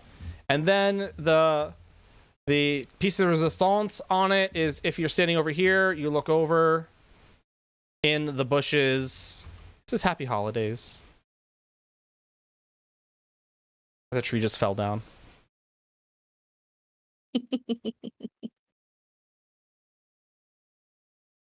Do you have the Xbox set up?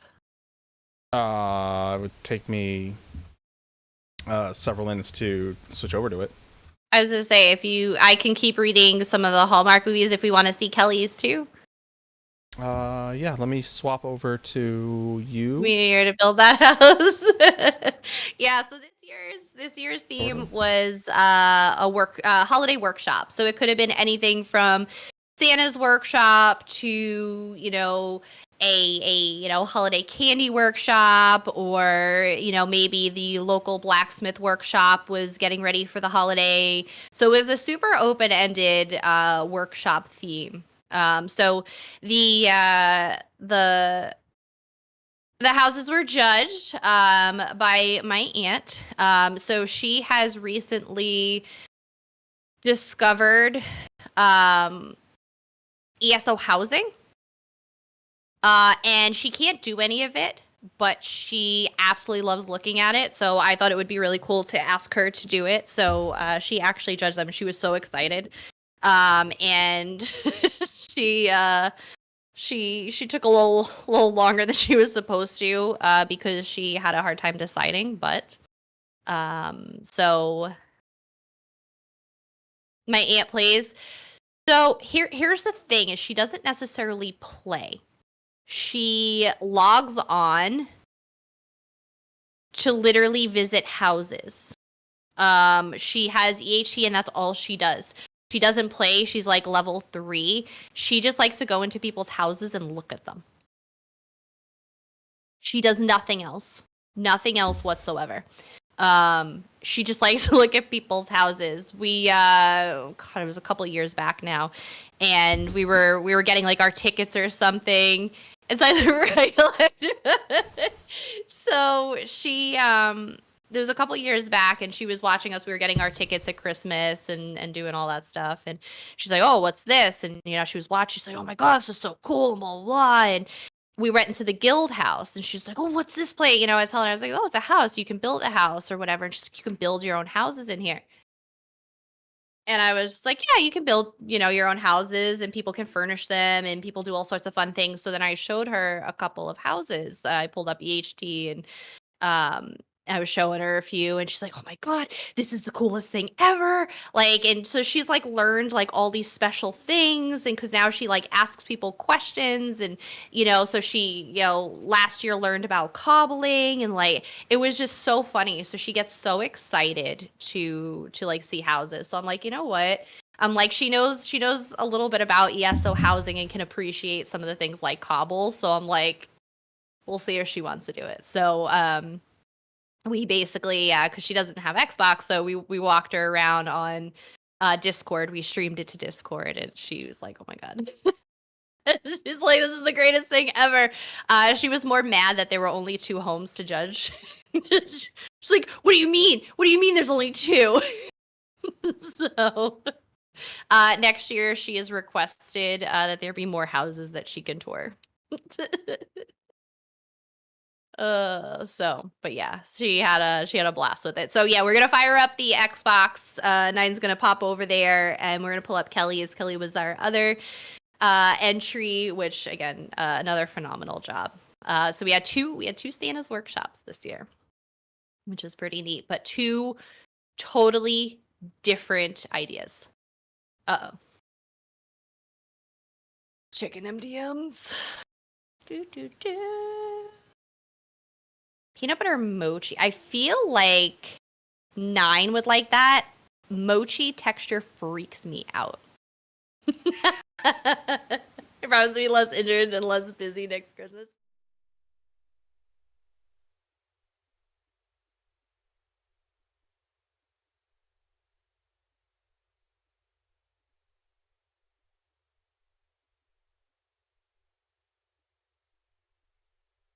I do.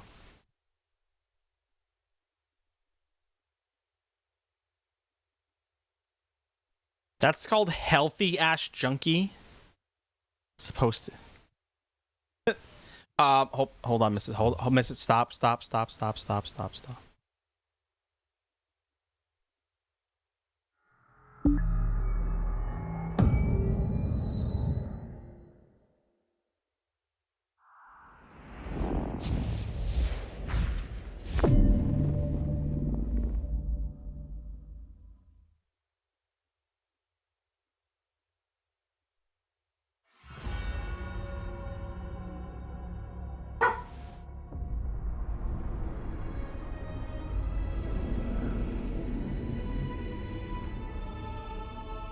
All right, now you're good. All right, Mrs. Go, Mochi. Yeah, as I said, I wouldn't be unwilling to try them though. It's not So that I said the likelihood of me liking them might be a little lower than normal on cookies, but 9 would probably like them. First off, Matthias, it's not that you can hear the game sound for once. It's that I keep the game sound turned down on PC because I figured y'all would rather hear my sultry voice. Oh my god, so many DMs tonight. I'm so popular. Are you, though?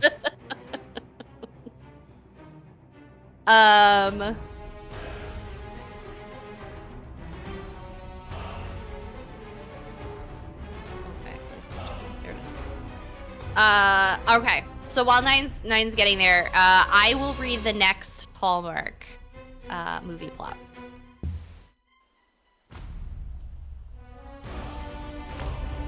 All right. Nom, nom, nom, nom. Nom, nom, nom, nom. A big shot, handsome CEO agrees to do a Christmas promo shoot with a shelter dog as a publicity stunt to drum up interest for his new line of animal microchipping.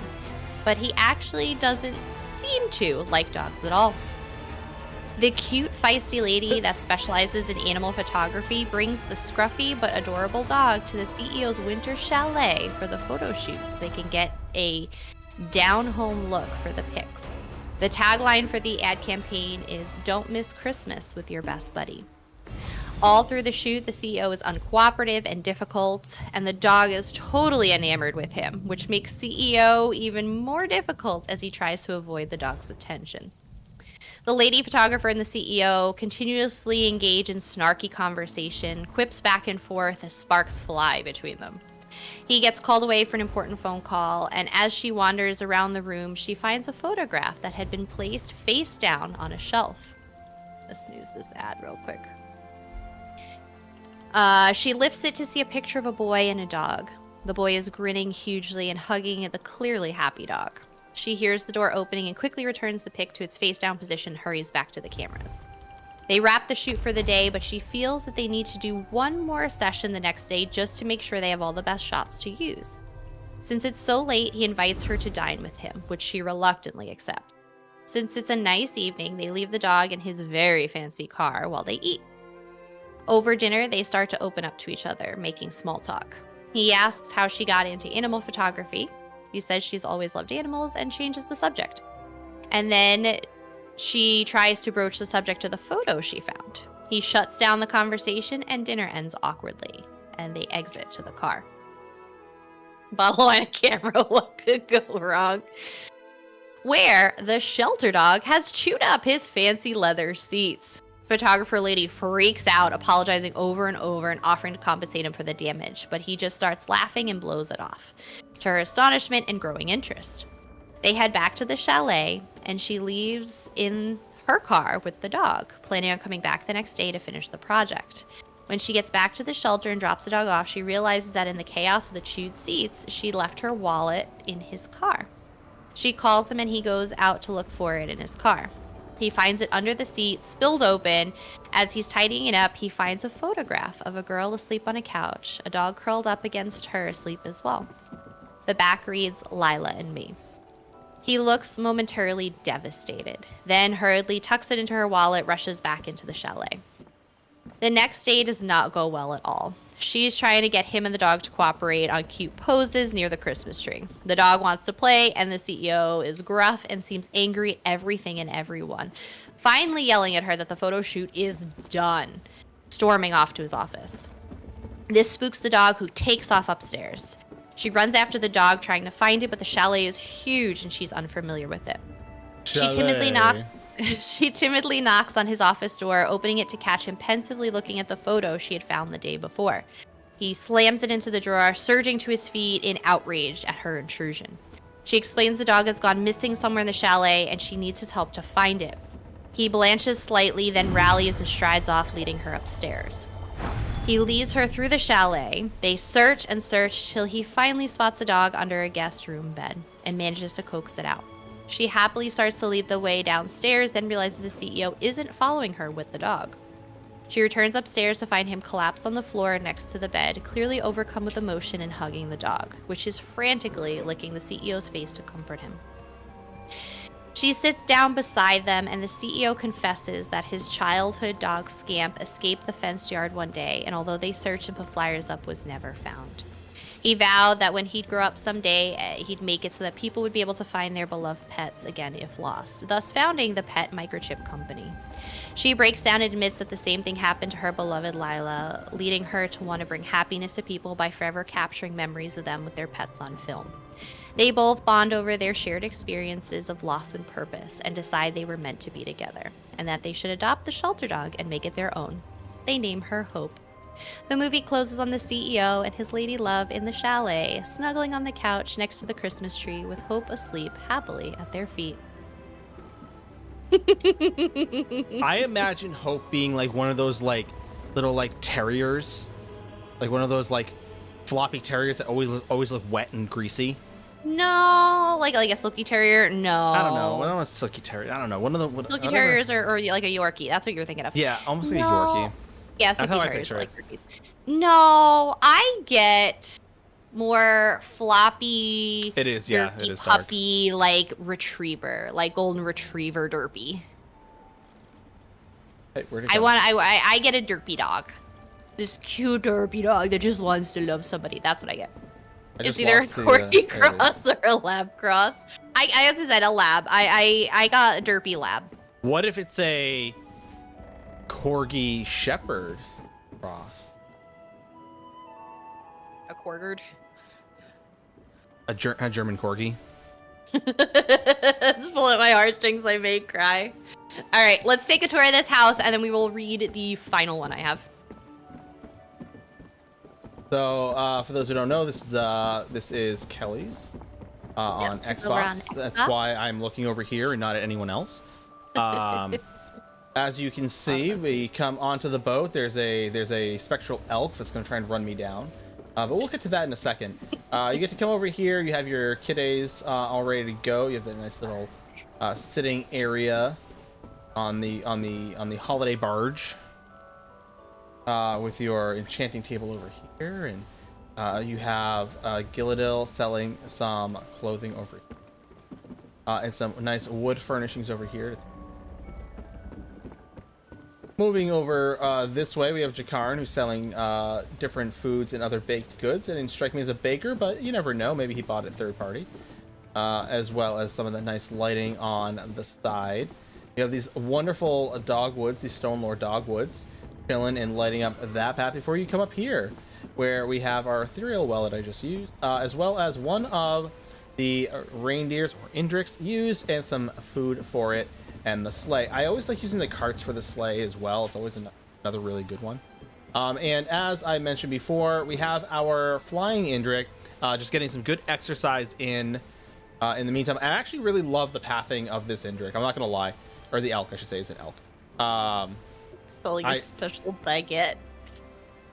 I believe that. I believe it. I really like the pathing because, again, obviously as it runs, it looks like it's running and flying and all that. Almost like when Rudolph tried for the first time. It's super fun. The pathing on, like I said, just kind of goes all the way around, and it does eventually come down, back down here for a minute to take a break, which makes sense. Right, coming, I believe. Yeah, so it was really cool to see Santa's Workshop on a boat. Mm. I gave him a case of the Zoomies. Right. So I like how each room is kind of decoed out. Again, they're relatively similar, which is, again, makes sense. You have a lot of workers on there. No need for them to personalize their rooms too much. They should be working. But like I said, the fact that they each have a room, I said each room is decoed for each of the Fey workers. In their own particular genre is super fun. Like the circle bed there. That looks like a ball. That one. That is the Halalu bed canopy. That's fun. I like that one. That's a cool bed. Here again, each of the rooms have, again, this is a double. It might be twins, they may be siblings. They may just be really good friends. Who knows? Maybe go through a breakup. Who knows?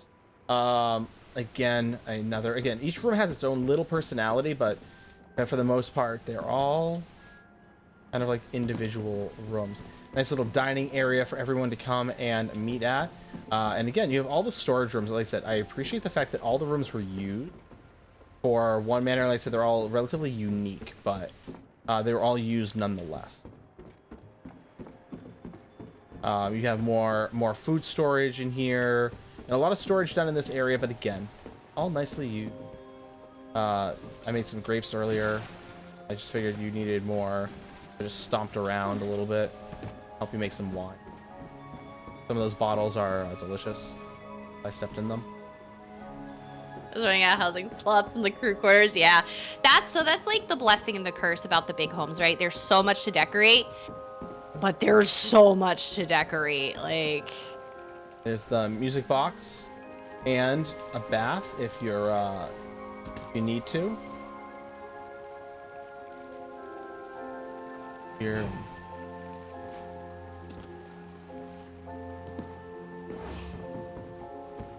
Yeah, like I said, the crew quarters, and like I said, everything. I said, nice little sitting area with all your forbidden knowledge in here. This is probably your naughty nice list somewhere in here, I imagine. So you know, very, very important to keep it under lock and key. Some extra rugs and tapestries. Got if you ever get some new crew, need some fresh some stuff, I think get a little rowdy. They got a lot of wood. There's a lot of wood in here. well, Nice. you gotta get supplies from somewhere. Yeah, supply. Mm-hmm. And so back to the lower deck. And this is where the magic happens. As you can see, they've got their trees all set up. It's nice down here. It's a nice little holiday scene down here. Again, you got the trees. I like this tree. Great. The fact that we're able to put a whole holiday scene, a magical holiday scene, One more snooze left. underneath was super fun. Then you got the little baby Indrix who will grow up into guiding the sleigh. This fun little painted frog. No. The snowball. Yep, you have that snow falling from behind or on top of. Yeah, it's a very nice scene. Very, very nice. It's super Crystals cute. in there. But I know bigger houses can be intimidating, so it's always interesting to see what people. The captain's quarters. This is where the big orc themselves hangs out. Again, there's more cooking in here. There's more shop. This is actually more of your workshop space. I found out this is your workshop space. Ember in here working and tinkering with some of the more metallic objects. Makes sense with a lot of fire and magic. And then your more woodcrafty items over on this side are carvings. Wood carver! Switch! Wood carver! Your snacks and treats for the kiddos. As well as your loom for clothing, because they all need socks, those dirty buggers. And I really like this, is that turning these into like dress stands. Again, it's immediately discerned that these were gleamed out that these were dress stands. And very interesting, like I said, like this one using the torso and all that. Yeah, it's super cool. Turn that into that, because again, you have more of the clothing tailoring over here, as well as an area to try it on. I mean, you can Need some privacy. do. Oh, right, there's a set of stairs over there. And then up here again, there's more storage. You've got some maps and a desk. Again, very, very nice. Again, I like all the Well, storage. back obviously here. he has to chart his course. Well, yeah, like I said, he's got his big seat over here. He can put his seat up. Yes. Nice big magical tree right there. So this is his little workstation. Go get his book of forbidden knowledge. And again, that's a lot of rugs. That's a lot of rugs to cover this space. Right? But the fact that you went to I all like that that effort, choice, though. yeah, the fact that you went to that effort to like cover all this space with it, Again, it works out nicely, like right here, like it sinks down and underneath and all that, so it doesn't like cover over. Works out really nice. Yeah, I like the choice of rug. Right, it brings just enough color without kind of like overbearing anything. Yep. And then we can come on. I also love the fact that you can see it from the outside. Like you can see the trees, you can see the tree in there. Super, super fun. This house is always more and more. And our big tree to kind of light the way. Big beacon, so you know what's coming when you see this boat. It looks awesome.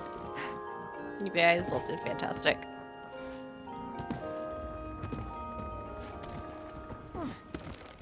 Look, I'm dodge rolling. Aha! Not stand, but I could dodge roll. I dodge rolled. Those are our entries. And I also have one more Hallmark movie to read y'all. Good. So it's our final one. It's A the Golden final Gate Christmas. countdown. A Golden Gate Christmas. Casey is a young woman from a small town. Perfect start to a Hallmark movie. She has an associate's degree in nursing and works at an assisted living facility in her hometown. She wanted to be a vet or work with animals, but her local community college didn't offer any animal-related degrees. She's spending the holidays in San Francisco for the first time with her older half-sister, Caroline. Hold on one second. I think there's a word missing. I think it's their mom passed away. And while they've kept in touch, they haven't seen each other since the funeral nearly 7 years ago. I think that's what I think that's correct, Death. Please feel free to correct me if I'm wrong. Casey feels. Oh, hold on. My ad's gonna start. Let me wait till after the ad. I don't want anybody to miss it with the ad running. If you guys are cool with that. You had a lot of fun decorating your ship. Thanks. I'm glad you guys had some fun with it. I'm glad you guys had some fun. Yeah, I'll wait till the ad rolls because I have no more snoozes. I can't pause anymore. So I'm so sorry. But so yeah, so we're gonna read this last one. We'll do some announcements. And then I'll yell at Nine and make sure he fixes all the things that were broken from today's stream for the next one. That we were supposed to have done in the 3 weeks we took off. But you know, it happens, right? Same streamers, different year. Come on, ad break. I'm gonna need you to hurry up. But like I said, we'll, as always, with all the holiday stuff that we did, we're gonna put out another survey later in the year. But y'all lied to me last year, so don't lie to me this year. Sweet Caroline. Ba, ba, ba. Yeah, that's a big thing here in New England. Everybody's always in on the Sweet Carolines. Ba, ba, ba.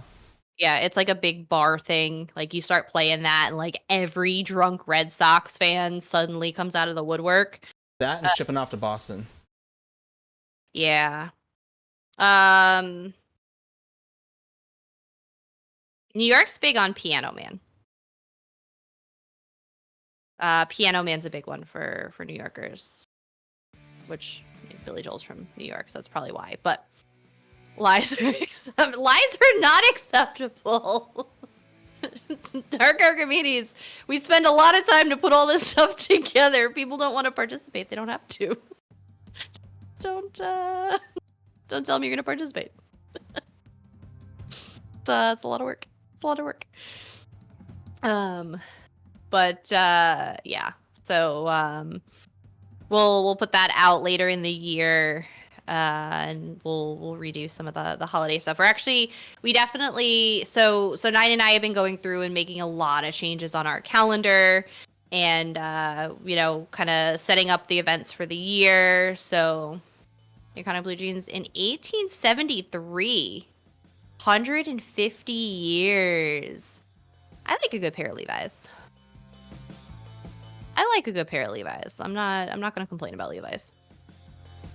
I don't know what it is. I think I know what it is. That might. I'm trying to figure out like what's been giving me my migraines. I know it's my back being out of whack, but because sitting at my computer triggers them. My yellow filter didn't come back on. Want to hear? Joe, you call it Axel? An Axel? Oy vey. Oy vey. My nightlight. I gotta turn my nightlight back on. Turn on now. Whew. Yep. It like immediately removed the pain from my eyebrow. Let's schedule this nightlight. Perfect. Great.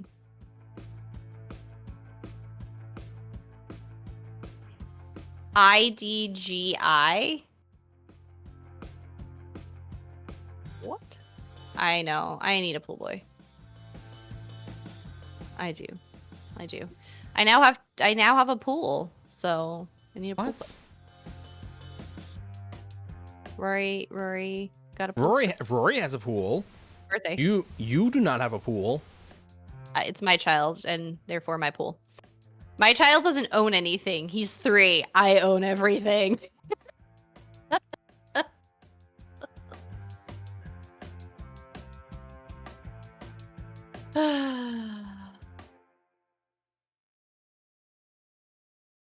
How's that application?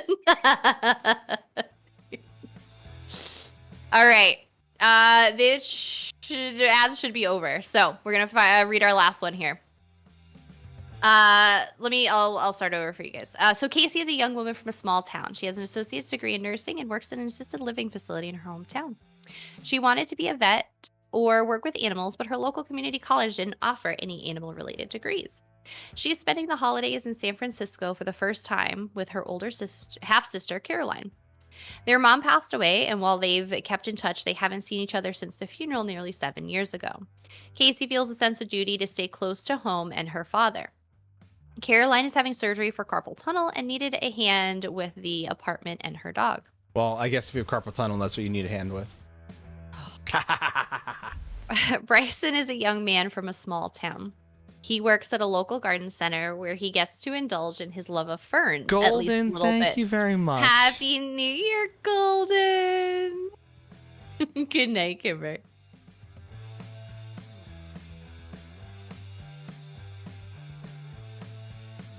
Happy New Year, Golden. How was your holidays? I hope you had a fantastic holiday.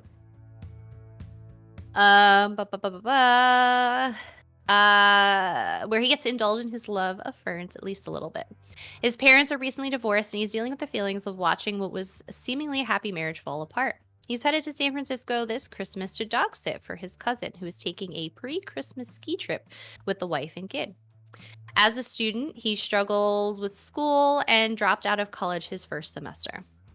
Unknown at the start to each other, but to the viewer, both are on the same flight to San Francisco, and all their checked luggage is misplaced. Arrival time unknown. In a lovely twist of fate, both of them are able to fit into their respective relatives' clothes, which are far more suburban and fashion-forward than their usual togs. Neither feels overly comfortable in their sleek and trim clothes. Caroline tells her half-sister to have fun with it, and it'll help her blend in while in the city. Bryson and Casey bump into each other for the first time at a dog park. They are both attracted to the other, but do assume the other to be a local. After their second time bumping into each other, Bryson asks Casey if she'd like to meet for a cup of coffee tomorrow. When Bryson orders a London Fog, Casey continues to assume he's a city boy and simply orders the same, even though she's a black coffee drinker. Imagine her surprise when a London Fog doesn't even have coffee. Their first date is full of awkward small talk about the Golden Bridge and Chinatown, and Casey is relieved when a text from her sister cuts it short. Bryson tries again anyway, and the two take a short jaunt around Fisherman's Wharf, and again, avoid talking in too much detail about their own lives. This date is longer, but leaves them both feeling like imposters. Despite the strained couple of dates, Bryson asks her to accompany him to a fancy affair at the Day Young Museum. His cousin and wife had the tickets, but were missing it for the family ski trip they're currently taking. Again, the cousin conveniently owns a suitable suit Bryson can borrow. Cue the FaceTime convo with scenic Tahoe background.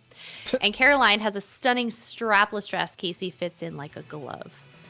Casey rarely wears heels and feels an OJ Simpson glove, or like... Oy vey. Casey rarely wears heels and feels strange in her borrowed affair. The night starts off pleasantly enough, but quickly they both begin to feel out of place. They don't know anybody there, they barely know each other, and most of the crowd is much older. The stress of the holidays, travel, the still lost luggage, the strained relationship with their sister all become too much for Casey to bear, and she disappears into the crowd and calls an Uber back to her sister's apartment.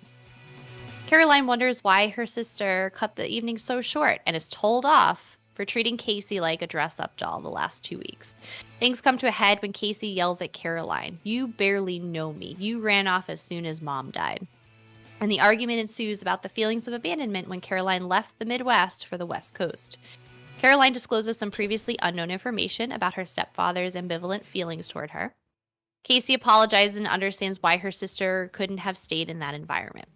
The two tentatively make up. Casey also knows she can't leave her sister alone, especially as there have been minor complications with the post-surgery healing.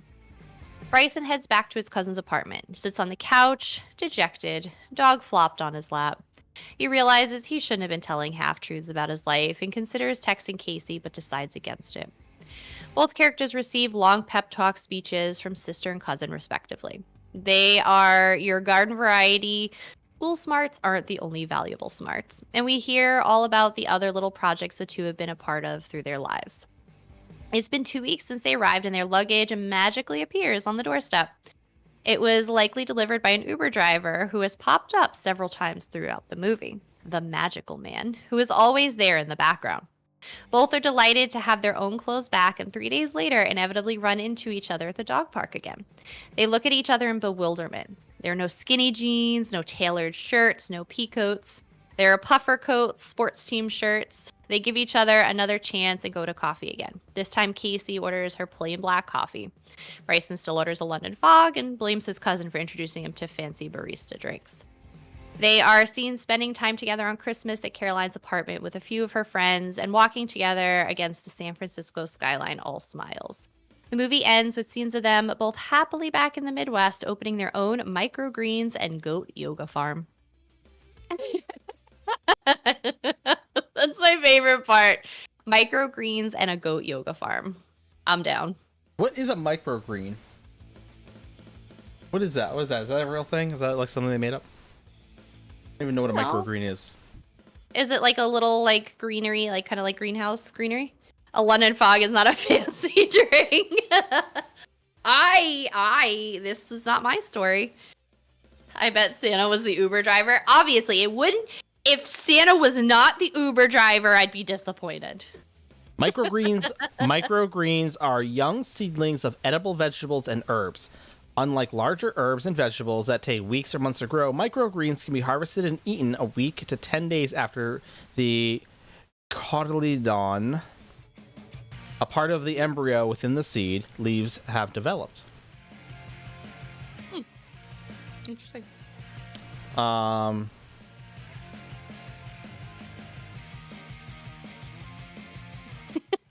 Apparently, microgreens are super expensive because they're fancy. And they are quite labor intensive. The fact that you have to keep them sufficiently hydrated and nourished and well lit. You put them under a grow light and keep them watered. There's nothing labor intensive about that. Staying sufficiently watered is a very difficult thing to do, sir. I am not sufficiently watered. But that's not my fault. Hydrated. Why don't you put me under a grow light and give me something to drink? I try. You fight me on it. I had to Google London Fog. It's an overly milky and sweetened Earl Grey, it seems. That's it's a hot tea-based drink that consists of Earl Grey tea, steamed milk, and a sweetener. So it's watered down coffee. Got it. It's just watered down coffee. It's tea, sir. Which is watered down coffee. Milky sweet tea. Watered down coffee. No. Tea and coffee are two totally different things, sir. Not entirely. Yes, entirely. It's a plant steeped in hot water. Not very different. Moisturize me. Yes. Oh, it was such a good episode. Not the same. I know. Exactly. Yeah, coffee is hot bean water. Tea is hot leaf water. Because Mrs. Wine, she won't fight you. That is true. I tried giving her wine tonight. Whiskey, on the other hand. She No, doesn't like Sauvignon you Blanc. whined to me. That's different. That's different. All right, guys. All right. I got a couple announcements for y'all. Make them quick. Oh, hush, Chomping at the bit. sir. PCNA trials are back in action. I said I was going to have the signups up yesterday, and in typical Mrs. Nine fashion, I didn't. So those are going to go up tonight or tomorrow morning. I don't know what trial we got. It looks like y'all want some Sanity's Edge to come back to. So we're going to do a little Sanity's Edge on Friday, PCNA. Xbox NA, don't forget about your guys' weekly events. You can check the message today for the in-game schedule. ESO Plus members, don't forget to pick up your new Dwemer Guardian statuette in the Crown Store. New Life Festival ends tomorrow, or if you're on the East Coast, technically today, at 10 a.m. Eastern Time. Ba, ba, ba. So make sure you guys get your last tickets. We are streaming again, starting today, right now. Tonight, it's over. Remember, Monday, Wednesday, Fridays are our new stream schedule. We will not be streaming on Saturdays moving forward. At least for now. Maybe if we find that Saturdays we miss them, maybe we'll come back. I don't know. Also, if you are a stream VIP or mod, you can now check out blurp.com and request your walk-on sound for stream. If you do not have a badge in chat, you can still use channel points and save up for one if you'd like a walk-on sound. Also, stream friends, if anyone needs a blurp referral, please let us know. I know Nine's got a couple of you guys set up in the past couple of weeks, so feel free to let us know. We're always happy to help.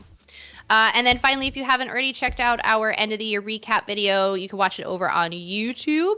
We talk a little bit about 2023, goals for 24, changes on the content and stream, and the other things that are going to be going on this year. So you can check that out. Boom, right there. Snack is so derp. I love it. Are you mocking me with that snack? I like the fact that the tongue has a finger hole, so you can control the tongue too. Does it really? It does. See? Send it to 9 Dark Archimedes, unless you just want me to hear it. But if you want it actually functional, send it to 9, because I don't do that. That's his problem, not mine. All right, 9. What you got? What you got, sir? What do I have? I have a wonderful start to 2024. We have lovely new hand puppets courtesy of Collectra. As the missus said, yep, the blurps. I know, right, Ashton? I was just sitting there. My meds wore off like hours ago, so.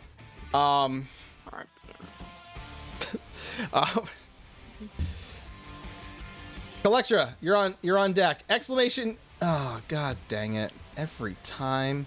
What? Exclamation! I'm gonna do it anyway. Exclamation Raid 1. Exclamation Raid 1. If you are a sub to the channel, you can copy pasta that from Stream Elements. Exclamation Raid 2. If you are a follower of the channel, ooh, forever. Collectra's gonna come at you. Ooh. We are going to. Forever, it was nice knowing you. We're gonna head over to Tiri. I like Tiri is on a short break at the moment.